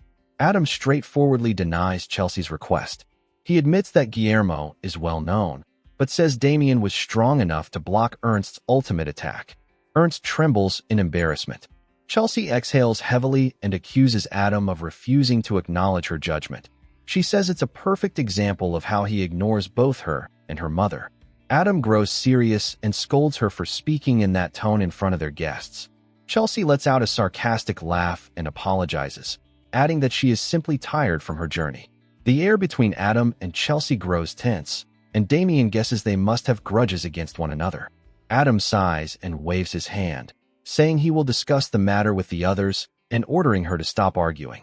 Suddenly, Guillermo laughs loudly and heavily. Adam does not understand why. Guillermo tells Adam they don't need to decide with words since they are all men. Chelsea watches him closely while Jael calls his behavior rude. Guillermo approaches Damien and says that the strongest person should be the representative. He proposes a duel to let the victor take the place. Chelsea yells at Guillermo, asking what he is doing since she already told him not to speak. Adam calmly replies that Guillermo is not wrong and asks Damien for his opinion. Damien thinks Adam wants to test him again and finds it annoying, but he already knows he must show his abilities to settle the matter. He smirks and agrees with Guillermo that the strongest person should represent them, but he adds that fighting isn't necessary. Guillermo grows confused as Damien reaches out his hand, apparently to confirm something. He asks Guillermo how they should decide who is the strongest right here. Guillermo watches him silently, then starts to laugh, warning that it won't be his fault if he pulls Damien's arm. Damien jokingly says that's terrifying. He smirks coldly and tells Guillermo he will stop once Guillermo's shoulder dislocates. Guillermo smirks back, wondering aloud if Damien really can do it. Guillermo reaches for Damien's hand with full strength, but before he can do anything, Damien grabs his arm and slams him onto the floor. Everyone watches Damien with wide eyes. Damien shakes the dust off his hands while Chelsea stands stunned, trying to process what just happened. Jael thinks Damien is incredible, recalling that Guillermo tried to grab Damien's hand first. Damien instead used Guillermo's strength against him and slammed him down. Jael admits to himself that Damien is not only strong, but also highly skilled. He narrows his brows as Guillermo curses Damien. Guillermo asks Damien how he could humiliate him in front of others. Damien smirks, having expected this, and tells Guillermo he was tougher than he thought. He really might have dislocated his shoulder. Guillermo grows furious, declaring he will destroy him right now. He swings both of his axes in a rage. Chelsea yells his name to stop him, but Guillermo charges at Damien, declaring he will teach him a lesson. Suddenly, a green aura surrounds Guillermo, and he widens his eyes. Jael yells for him to stop and demands to know how he dares to swing his weapon in front of Duke Adam. He coldly asks if Guillermo wishes to die. Guillermo is unable to move and starts coughing as his body trembles. Damien thinks Jael's aura is incredible to cause this much pressure, exactly what he would expect from a high-class knight. Jael declares that he will let this matter go only because Chelsea is present, while Chelsea grits her teeth. Jael grips his sword and warns Guillermo that there will be no second chances. Guillermo collapses to the ground, breathing heavily. Adam stands up and clasps his hands to draw everyone's attention. He announces that there was a private misunderstanding and declares that it's best for Damien to remain the representative. Ernst speaks up, saying it wasn't a fair fight. Adam hums in confusion. Ernst explains that Guillermo hasn't yet recovered from the exhaustion caused by his long journey, which gave Damien an advantage. Damien curses Ernst silently. Ernst adds that Guillermo is a knight who specializes in weapon combat, so his true ability can't be judged through hand-to-hand fighting. Chelsea begins to speak, stuttering at first, and agrees with Ernst. She adds that they should compare their abilities fairly, not like this, but through a proper duel. Adam, disappointed, tells Chelsea to stop pressing the issue. Chelsea raises her voice and addresses him as Your Excellency, but Adam slams his hand on the table and shouts for her to stop boasting about her own shortcomings. Chelsea listens quietly, lowers her head, and immediately admits her discourtesy. Her body starts trembling, and Ernst clenches his fists in anger. Damien raises his hand and asks Adam if he can add something. Adam nods and gives permission. Damien calmly asks if he can accept Chelsea's offer. Chelsea looks at him in surprise. Adam hums thoughtfully, wondering what Damien is planning. Later, outside in town, Victor asks Damien why he accepted the duel when he had nothing to lose by staying silent.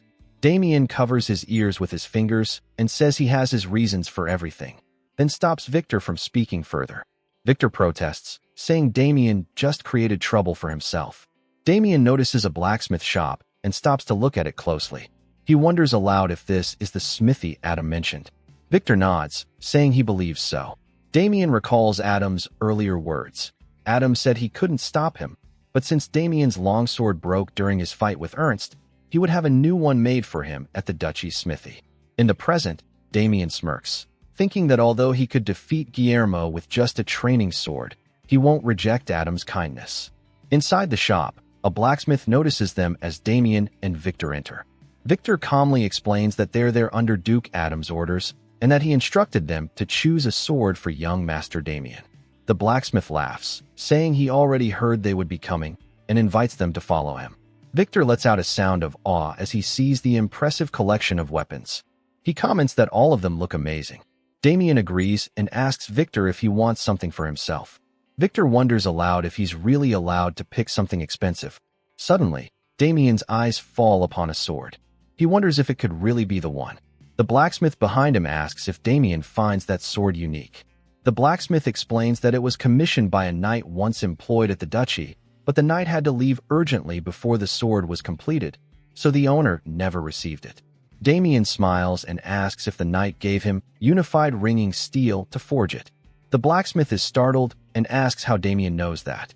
Damien recalls that the sword is similar to the one used by a legendary master known as the sword musician in the past. Damien picks up the sword and says he'll take it. The blacksmith looks surprised and asks how he can choose a sword without knowing what kind of metal unified ringing steel is. Damien nods and thinks to himself that unified ringing steel has a unique property. It pushes mana and creates energy waves, unlike other rare metals that simply amplify mana. Victor watches Damien from behind, holding a few weapons in his arms, while the sword in Damien's hand begins to emit a faint glow. Damien asks for the sword's name. The blacksmith pauses, lost in thought, then says that the knight who commissioned it planned to call it the 1,000-mile sword. The door opens and Damien and Victor step out of the shop. Damien places his new sword into its scabbard. Suddenly, a maid appears and asks if Damien has found a weapon he likes, addressing him as Sir Damien. Damien and Victor turn to look at her. The maid bows respectfully, accompanied by 2 guards. She introduces herself as Rebecca, a servant of Lady Chelsea. Rebecca explains that Lady Chelsea has requested to meet Damien and asks if he wouldn't mind sparing some time. Damien replies that he doesn't have anything in particular to say to Chelsea. Rebecca smiles, saying that no one can be certain of that, and adds that Chelsea has more to offer than he might think. She hints that perhaps Damien will gain something valuable from the meeting. Damien grows serious, thinking Chelsea might be trying to manipulate him with kind words, but he also has something he wants to confirm. He hesitates, then finally agrees and tells Rebecca to lead the way. Later, they arrive at a restaurant. Rebecca explains that this restaurant is operated by Lady Chelsea herself and runs on a reservation-only basis, serving nobles exclusively. She adds that the entire restaurant has been cleared today just so Damien could come. Damien listens quietly as Rebecca stops in front of a door. Opening it, she tells him that Lady Chelsea is waiting inside and asks him to enter. As Damien steps inside, he wonders what kind of offer she intends to make, but freezes for a moment when he notices the scent in the air. He sees Chelsea while the room is filled with a faint purple aura. She looks up and says he's late. Inviting him to sit, Damien sits across from Chelsea and asks why she called him. Chelsea notes that he quickly gets angry, and she suggests they talk once the food arrives. Damien watches her closely, then tells her to say it now because he doesn't want to waste his time. Chelsea smirks. She says that if it has come to this, then she has no choice, but adds she has only one condition. That is, he should give up the representative position. Damien assumes that she doesn't trust Guillermo, but Chelsea tells him not to be delusional because when Guillermo picks up his axe, someone like Damien is nothing compared to him. She adds that she is only demanding this because she wants to save her strength in preparation for the duel with the Marquis family. She states it will cause problems if she gets injured in a pointless duel. Damien thinks that she makes a valid point. He asks what is in it for him and why he should grant her request. Chelsea says if he steps down, she will fulfill all his wishes. Damien asks if she knows what he wants. Chelsea instantly says that a country noble like him can only wish for money, fame, and things like that. Damien feels uncomfortable as he thinks that she judges others so carelessly and calls her behavior arrogant in his head. Damien argues aloud, wondering if these things are granted by Adam. Chelsea doesn't flinch and adds it seems that way at the moment, but presses him to think about it. She looks down at the hourglass. The upper half is nearly empty. As Damien finishes his sentence telling Chelsea to go and tell her father, the upper half empties completely. Chelsea orders Damien to tell Adam he will step down while purple energy flows from her toward Damien. Damien sits quietly with his head down. He raises his head and firmly says he won't tell him. Chelsea startles and can't believe what just happened.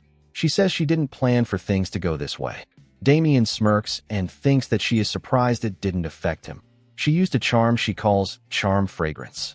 He recalls that charm fragrance is a type of dark magic which creates false affection to control people, but he is aware of this magic from his previous life, so he sensed it the moment he entered the room. He admits internally that at that concentration anyone would be turned into a servant within an hour, but his authority of greed absorbed the magic completely. He stands and asks what she means by it not going according to her plan. She stutters as she begins to speak and asks why he is rejecting her proposal when she promised to give him everything he wants. Damien walks away, saying he doesn't need her help, and adds that what he wants isn't something she can give him. She starts shouting, asking him curiously what he wants. He tells her he wants his family's happiness. Chelsea doesn't understand him. Damien starts walking toward the door, saying he is leaving, and tells Chelsea to give his message to Guillermo. Prepare well for the duel. Chelsea gets frustrated and says that his family must be very important to him. Damien stops. Chelsea rises and tells him to step down from the representative position. If he doesn't, she will send someone to destroy House Hexen. Damien instantly grabs her neck and slams her onto the table, making a loud noise before she can finish her sentence. She starts coughing, then asks him how dare he grab her like that. But Damien does not remain quiet and looks at her coldly. Chelsea yells at him to release her. Two knights barge in and ask about the loud noise. As they notice Chelsea struggling, both of them move forward with their swords drawn. Damien releases Chelsea. Damien immediately strikes at the two knights. Both of them fall to the ground. While Chelsea still coughs, Damien suggests she take a potion now so she will not end up dying and addresses her by her full name. Damien admits he wants to eliminate her right now, but is holding himself back. He tells her to look at the soldiers on the ground, trembling, and warns her that this might happen to her next. He leaves while Chelsea trembles. Rebecca enters the room with a sad face, rushes to Chelsea, and asks if she is all right. Chelsea coldly states that Damien threatened her and swears she will make him suffer. She shouts the name Mustang Fury. He appears instantly and announces his arrival with an introduction. Chelsea asks him why the charm fragrance didn't work on Damien. Mustang mutters nervously that he doesn't know.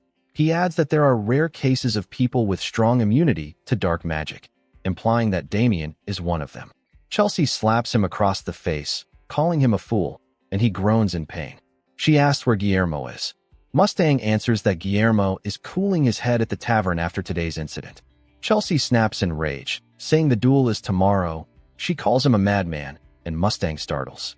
Chelsea, frustrated, asks Mustang if he is really sure that Guillermo can defeat Damien. Mustang clenches his fists and assures her, reminding her that Guillermo is the masterpiece of Yulon. He adds that he has never seen a knight with as much dark magic affinity as Guillermo. Mustang leans in and firmly tells Chelsea to wait patiently, saying that Yulon will help her become the next duke. Chelsea glares at him coldly, hoping he will keep his word and warning that if he does not, he will die first. Mustang acknowledges this and says he will keep it in mind.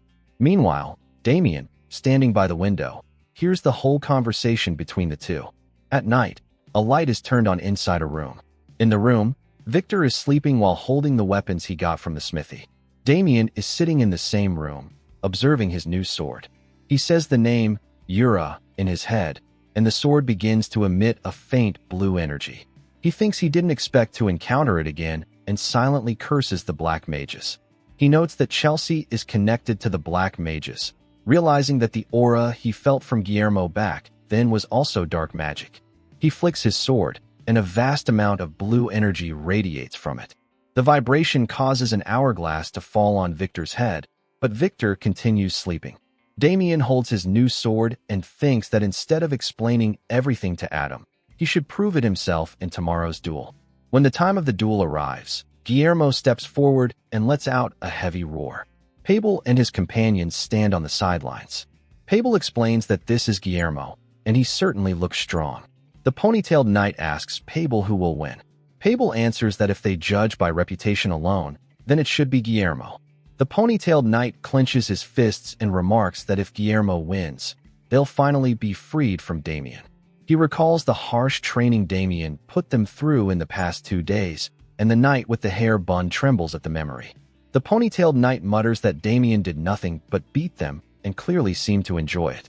Pabel closes his eyes, quietly hoping Damien will lose, but admits to himself that he doesn't see that happening at all. Ernst observes Damien closely as he stands across from Guillermo, ready for the duel. Guillermo remarks that he's surprised Damien didn't run away. Damien shrugs, saying he slept well and his shoulders are still a bit stiff, but Guillermo accuses him of just pretending to be calm. Finally, Adam takes his seat, saying that he's the one who was late. He announces that whoever wins today will take the position of representative. He looks toward Chelsea and states that he expects everyone to respect the outcome. Chelsea smirks and quietly tells her father to enjoy the moment while he can because Guillermo will be the victor. Adam holds up a white handkerchief and declares the duel to begin as he throws it into the air. Guillermo and Damien raise their weapons. Guillermo strides toward Damien, calling his name while swinging both of his axes, which glow with purple energy. He tells Damien that accepting this duel was his biggest mistake. Guillermo grips his axes tightly and says that now he will show why he is called the Wild Beast. He charges at Damien with full strength, intent on striking him down. Damien, however, watches his movement carefully. He flicks his sword, and it begins to emit bright blue energy rings. The blue energy spreads out between them, forming layers of circles. Guillermo watches in confusion. As the energy intensifies, it strikes Guillermo with immense force, sending him flying backward. The arena fills with smoke. Guillermo coughs and demands to know what that was. Chelsea and Rebecca exchange anxious looks, while Adam comments with interest on Damien's strange yet powerful technique. Jael, too, watches curiously, wondering what kind of ability it is. Guillermo becomes furious. He rushes toward Damien in rage, mocking him for calling himself a knight and calling his technique a cheap trick. But then, he suddenly notices more blue energy circles flying toward him. One of them hits his shoulder, making him groan in pain. Guillermo breathes heavily, sweat covering his face, until another circle strikes his face, causing him to groan again. As the energy fades, he wipes his mouth and curses Damien again. Damien holds his sword upright as blue energy circles spin around it. He tells Guillermo that playtime is over. Then, placing the sword's tip on the ground, he releases a massive surge of blue energy. As the energy rushes toward Guillermo, dark energy bursts from Guillermo's body in response. All the spectators, including Adam, are stunned by Guillermo's sudden change. Adam wonders aloud why Guillermo is acting that way. Chelsea grits her teeth in fear, realizing that this should not be happening. Damien approaches him and says that his true identity has been exposed. Damien looks down at him coldly and calls him a fake knight. Adam, with wide eyes, wonders aloud if Guillermo is truly a fake knight. On the other hand, Victor and Pable's group stand speechless. Damien sheathes his sword and explains that Guillermo is a fake knight who enhanced his physical strength and mana through dark magic. The staff of the Gold Pixie family are stunned and whisper among themselves, wondering how something like this could have happened. They discuss that if the church finds out, they will all be in trouble, and add that they need to investigate the matter properly. Meanwhile, Rebecca, who is standing beside them, quietly leaves. Adam frowns and asks Damien if he knew Guillermo's true identity from the start. Damien bows, confirms it, and apologizes for not reporting it sooner. His expression sharpens as he explains that he wanted to uncover the people behind the plot first. Adam feels a chill run down his spine as he repeats Damien's words.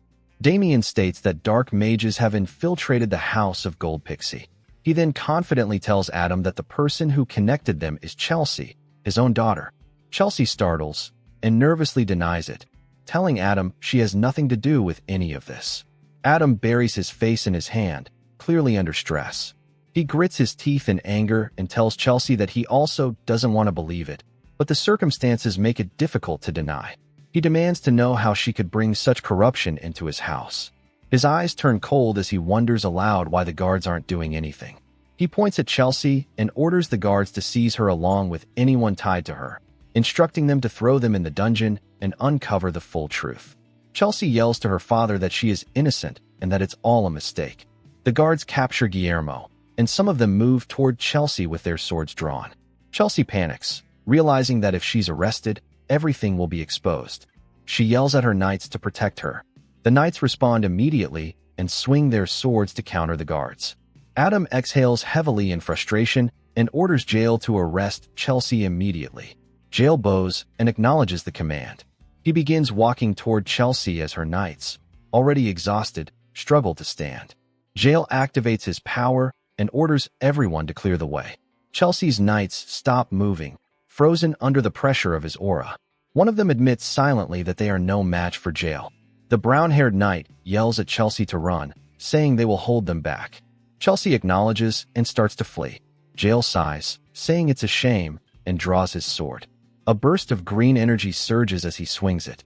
Chelsea widens her eyes and falls to the ground, covering her ears as a loud sound echoes through the hall. Her body trembles as she peeks out and sees her knights collapsing to the ground, defeated. She watches in shock and fear as the scene unfolds. Her breathing quickens. Jail looks at her with cold eyes and begins walking toward her. Chelsea mutters for him to stay away and immediately turns toward Ernst, calling out to him in desperation. She begs for his help, shouting his name again. Ernst grits his teeth, calling Chelsea's name in his thoughts. Finally, he steps between Chelsea and Jail.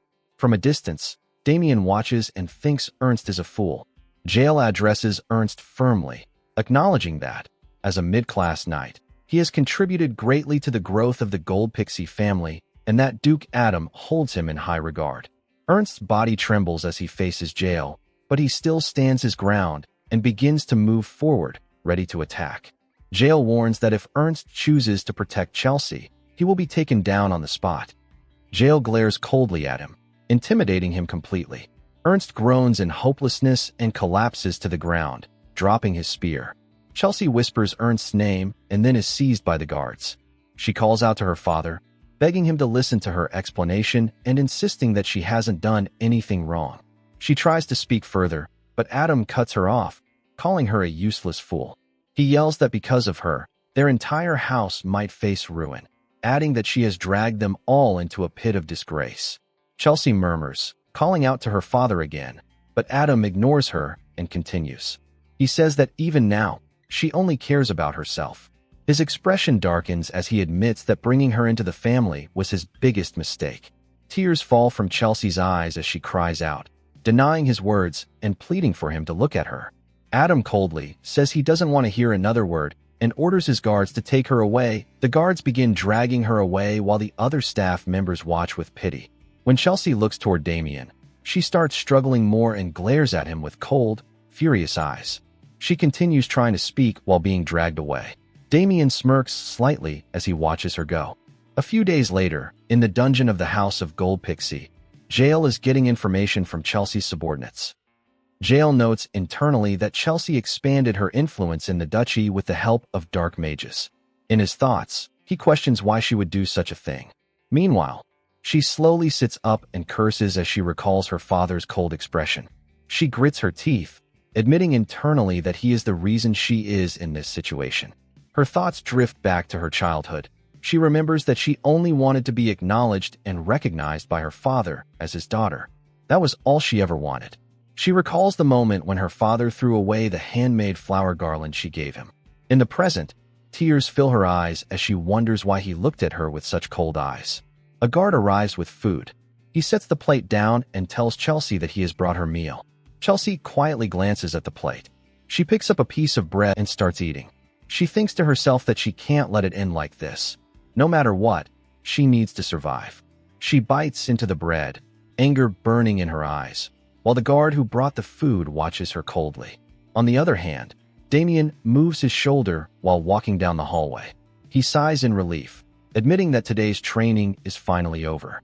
Victor notices Damien approaching and tells him that Adam is looking for him. Damien looks confused.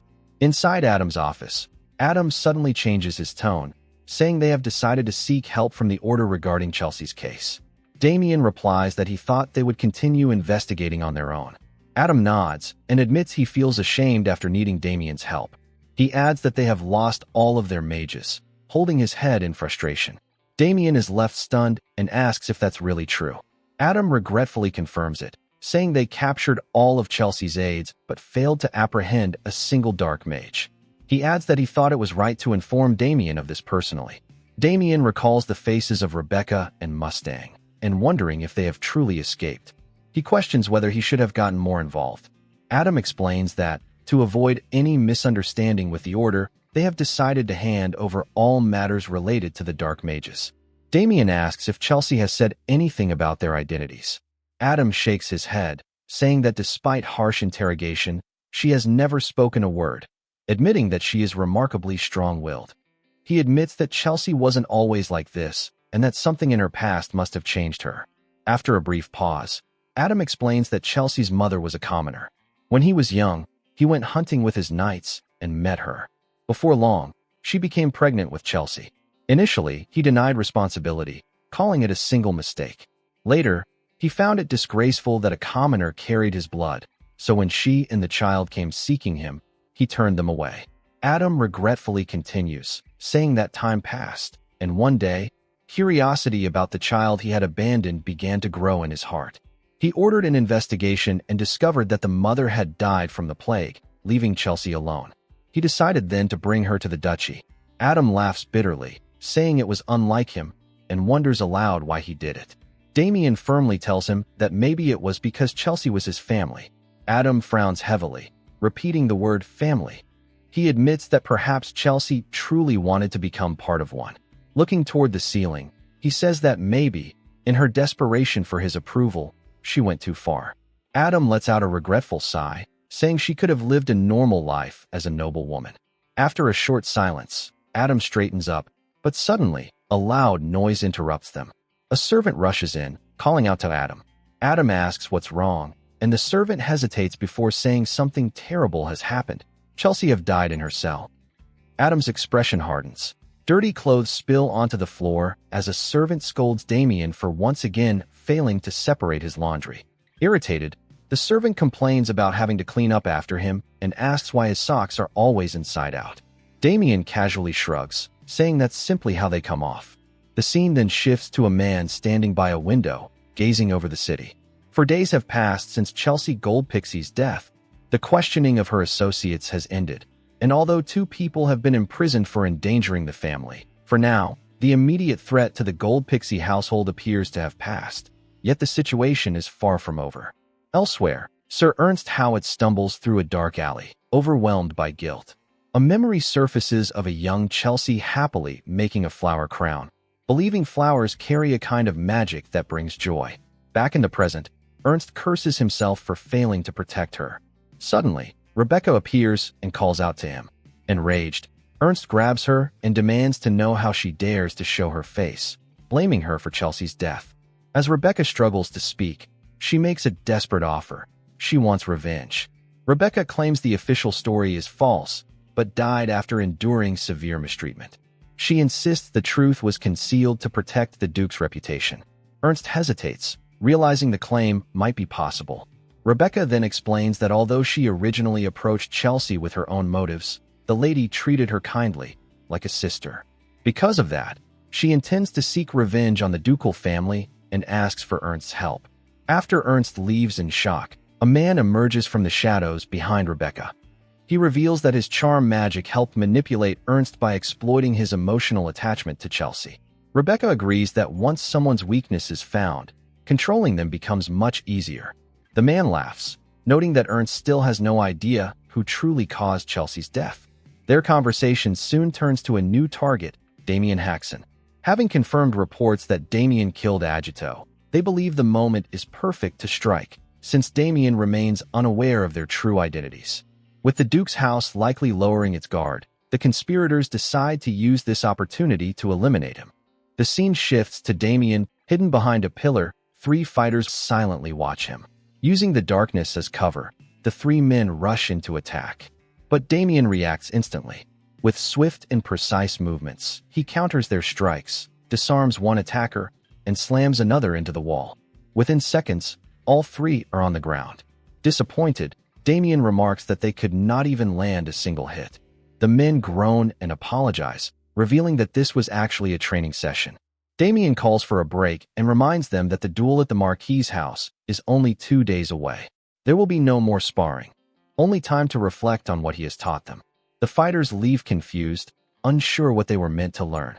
Watching them go, Damien sighs, hoping at least one of them eventually understands the real purpose of the training. Later, the scene moves to a vast plain where the army of Duke Goldpixie stands under green banners. Damien rides alongside a hooded man who asks for his opinion of the troops. Damien calmly evaluates them, noting their strong equipment and impressive individual skill. An older knight named Gaul soon approaches with news that a messenger from the Mercury side has arrived, requesting a meeting between representatives before the duel. The Duke agrees, and they head toward the meeting point. Meanwhile, in the opposing camp under the banner of Marquis Lionbloom, chaos unfolds inside a tent. A furious father tries to wake his son, Michael Lionbloom, who is still sleeping despite the importance of the duel. Michael lazily complains about being disturbed and shows no interest in attending the meeting. Frustrated, his father storms out, declaring that he will face Damien himself if necessary. Hearing Damien's name instantly wakes Michael. He sits up, suddenly serious, asking why that man is with the Duke's household. When his father confirms that Damien Haxon will represent them in the duel, Michael quickly prepares himself, gripping his sword with renewed excitement. Soon, both sides meet in neutral territory between the camps. Damien arrives with the Duke's group, including Gaul. Tension fills the air as the two families exchange sharp remarks. Gaul greets the Marquis respectfully, reaffirming his loyalty to the Duke's house. The Marquis responds with a thin smile before turning his attention to Damien. When he realizes this is the man who defeated his knights and humiliated his son, anger flashes across his face. Despite himself, however, he feels a strange sense of unease. Something about Damien's potential is deeply unsettling. Across the field, Michael finally locks eyes with Damien. A chilling smile spreads across his face as anticipation builds. His grip tightens around his sword, and the tension of the upcoming duel fills the air. The tension on the field becomes intense as Michael suddenly points his sword at Damien Haxon, an act that breaks noble etiquette. Damien calmly steps forward with his own blade ready, standing composed as if facing a dangerous beast. Seeing an opportunity, the Duke in the green hood steps in and claims he cannot intervene in the situation. Although he would prefer to cancel the duel entirely, he decides to let it pass this time. However, in exchange, he announces that he will add several new conditions to the duel's reward. Michael's father immediately grows suspicious, knowing the Duke would never ignore such a provocation without gaining something in return. After a brief negotiation, the Marquis reluctantly accepts the new terms and calls for Michael. The two members of the Bloom family leave the meeting, while the Duke watches them with quiet satisfaction. Damien notes how cleverly the Duke used the moment to secure additional advantages. The Duke agrees but remains thoughtful, wondering why Michael suddenly reacted so strongly. He suspects the young man may have already awakened a heightened instinct, which makes the upcoming duel even more interesting. On the other side of the field, the Marquis angrily scolds Michael for drawing his sword and risking their family's reputation. However, Michael barely listens. He explains that Damien somehow sensed the attack before it even happened, yet remained calm and confident. For the first time, Michael admits he may have found an opponent capable of matching him. Seeing the excitement in his son's eyes, the Marquis realizes Michael is finally facing someone who truly challenges him. Michael then wonders if the new conditions were added because of his reckless move, earning another scolding from his father. Though the Marquis claims there is nothing to worry about. Soon, a green flag signals the start of the duel, and the announcer calls the first fighters from both sides to step forward. Securing the first victory will set the momentum for the entire match. From the Duke's camp, the first knight chosen is Fabian of the Viscount Vincenzo family. Encouraged by his father, Fabian confidently promises to win and restore the Duke's favor. Many spectators recognize his talent and expect a strong performance. Damien simply observes quietly. The Lionbloom family sends out their fighter, Ronald. When the two men meet at the center, Fabian proudly declares his name and lineage, demanding the same from his opponent. Ronald gives only a simple reply.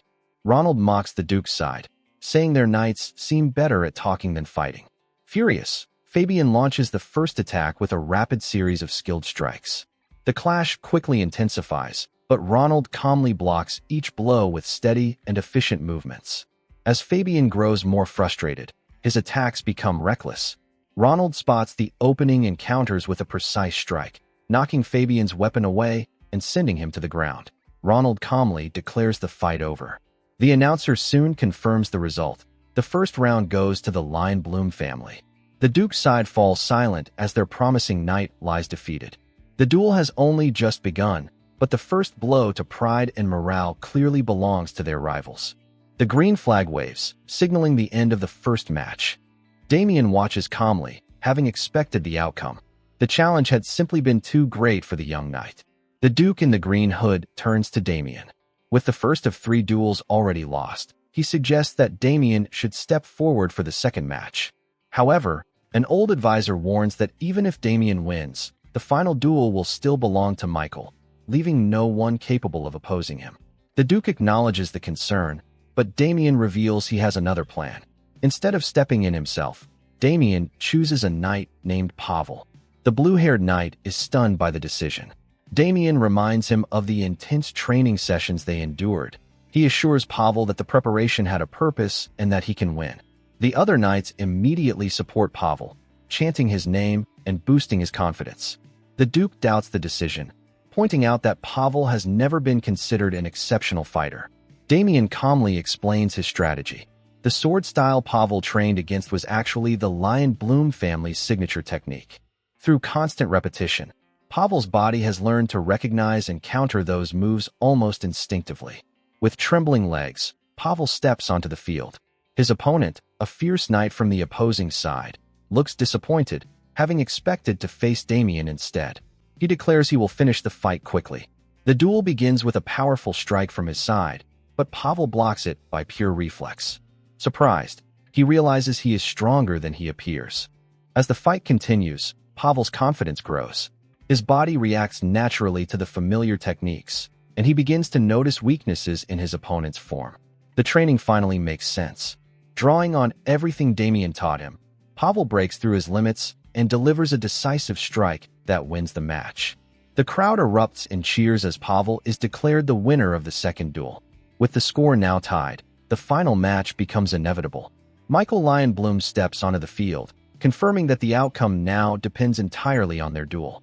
Damien calmly meets his gaze. Michael laughs with excitement, saying he has long waited for a worthy opponent. Damien responds that he has finally found someone capable of matching him in a fair fight.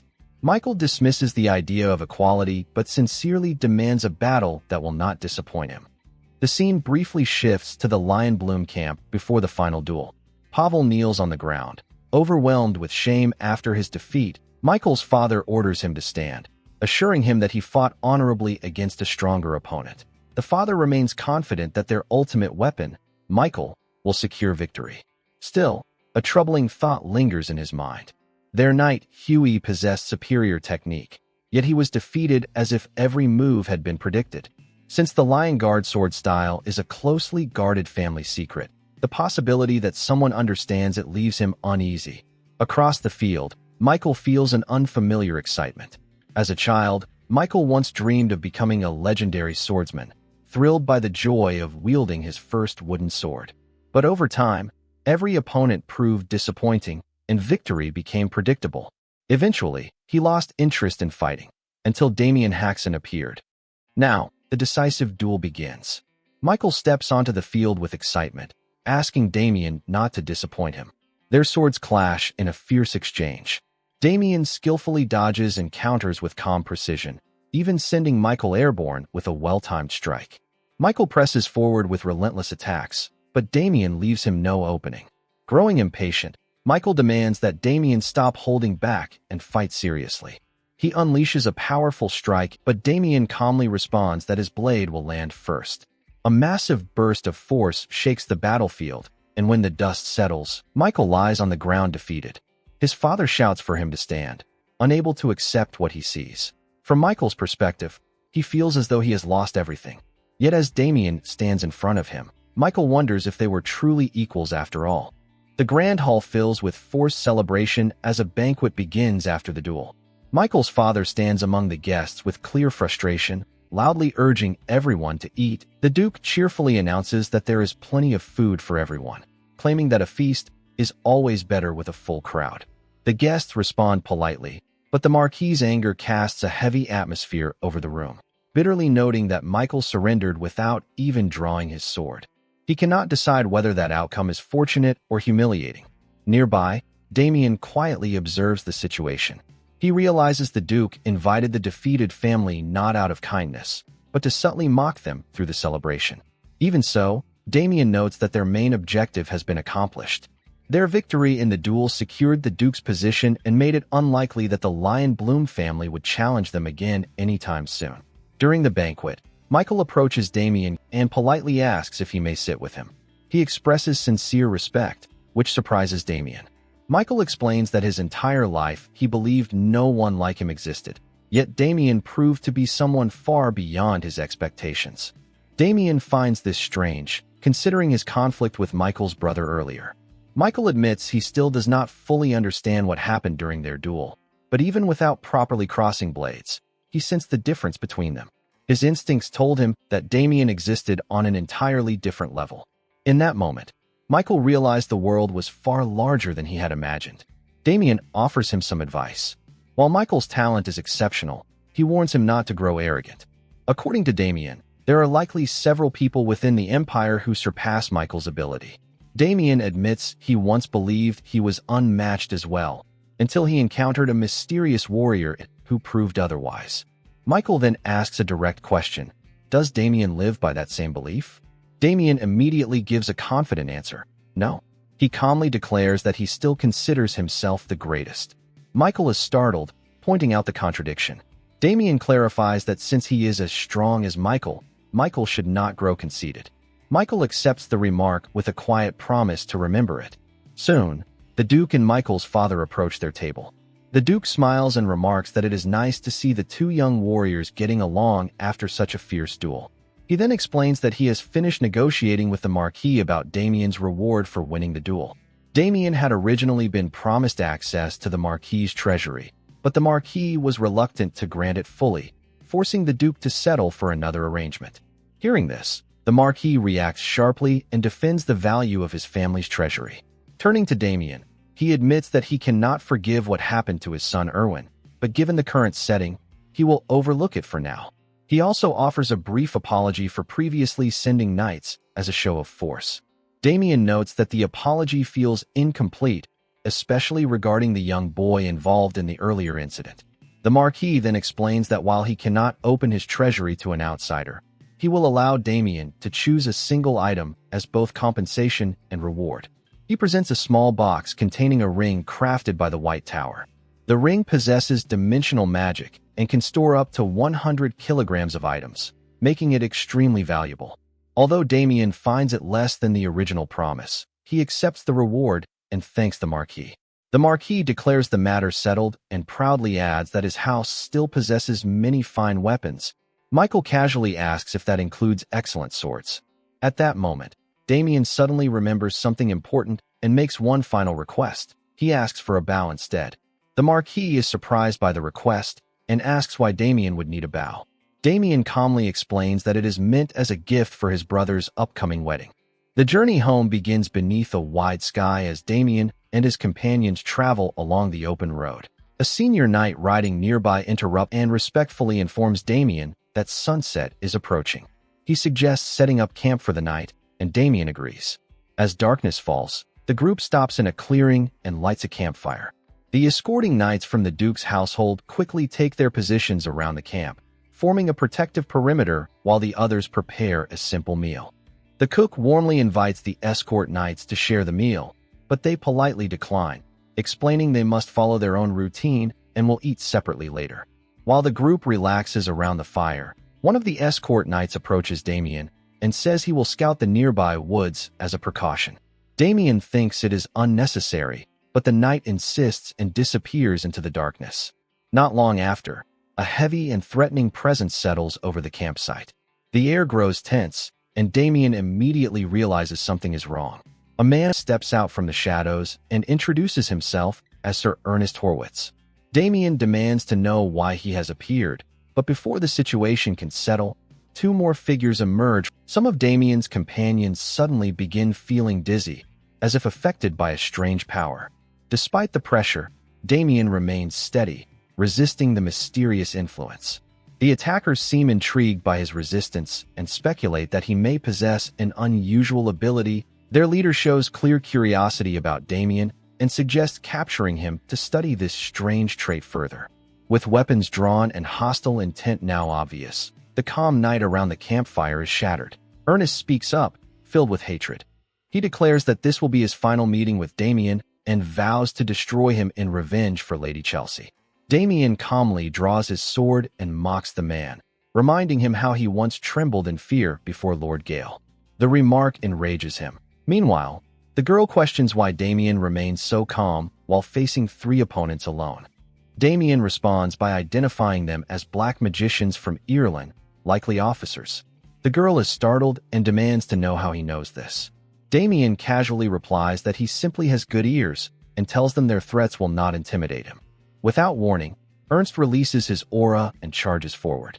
Damien meets the attack instantly, and a fierce battle erupts. In the middle of the fight, Damien corrects them. He is not alone. At that moment, another figure steps out of the shadows.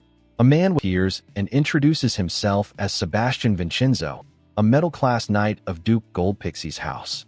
His arrival reveals the Duke's earlier plan. Suspecting that Ernest Horwitz might seek revenge for Chelsea's death, and knowing black magicians could also target Damien, the Duke secretly assigned Sebastian to follow and guard him. By keeping Sebastian hidden, the Duke hoped their enemies would reveal themselves. The strategy works, drawing the attackers out of hiding. Ernst steps forward with rage burning in his eyes and declares that anyone connected to Chelsea's death must pay. Sebastian tells Ernst to stop talking nonsense. Ernst arrogantly offers him a chance to walk away if he abandons Damien. Sebastian refuses without hesitation, questioning who Ernst thinks he is to make such demands. Enraged, Ernst reveals that he has embraced forbidden black magic to gain greater power. The cloaked magician confirms that the spell grants immense strength by consuming one's mana. As Ernst unleashes his full power, a terrifying aura fills the area, so overwhelming that even Sebastian struggles to comprehend it. Despite the danger, Sebastian firmly refuses to abandon Damien. Horwitz answers with a massive surge of energy, striking straight at Sebastian. Sebastian wasn't able to dodge the strike, and takes a direct hit. Damien is stunned to see the sheer power of the strike.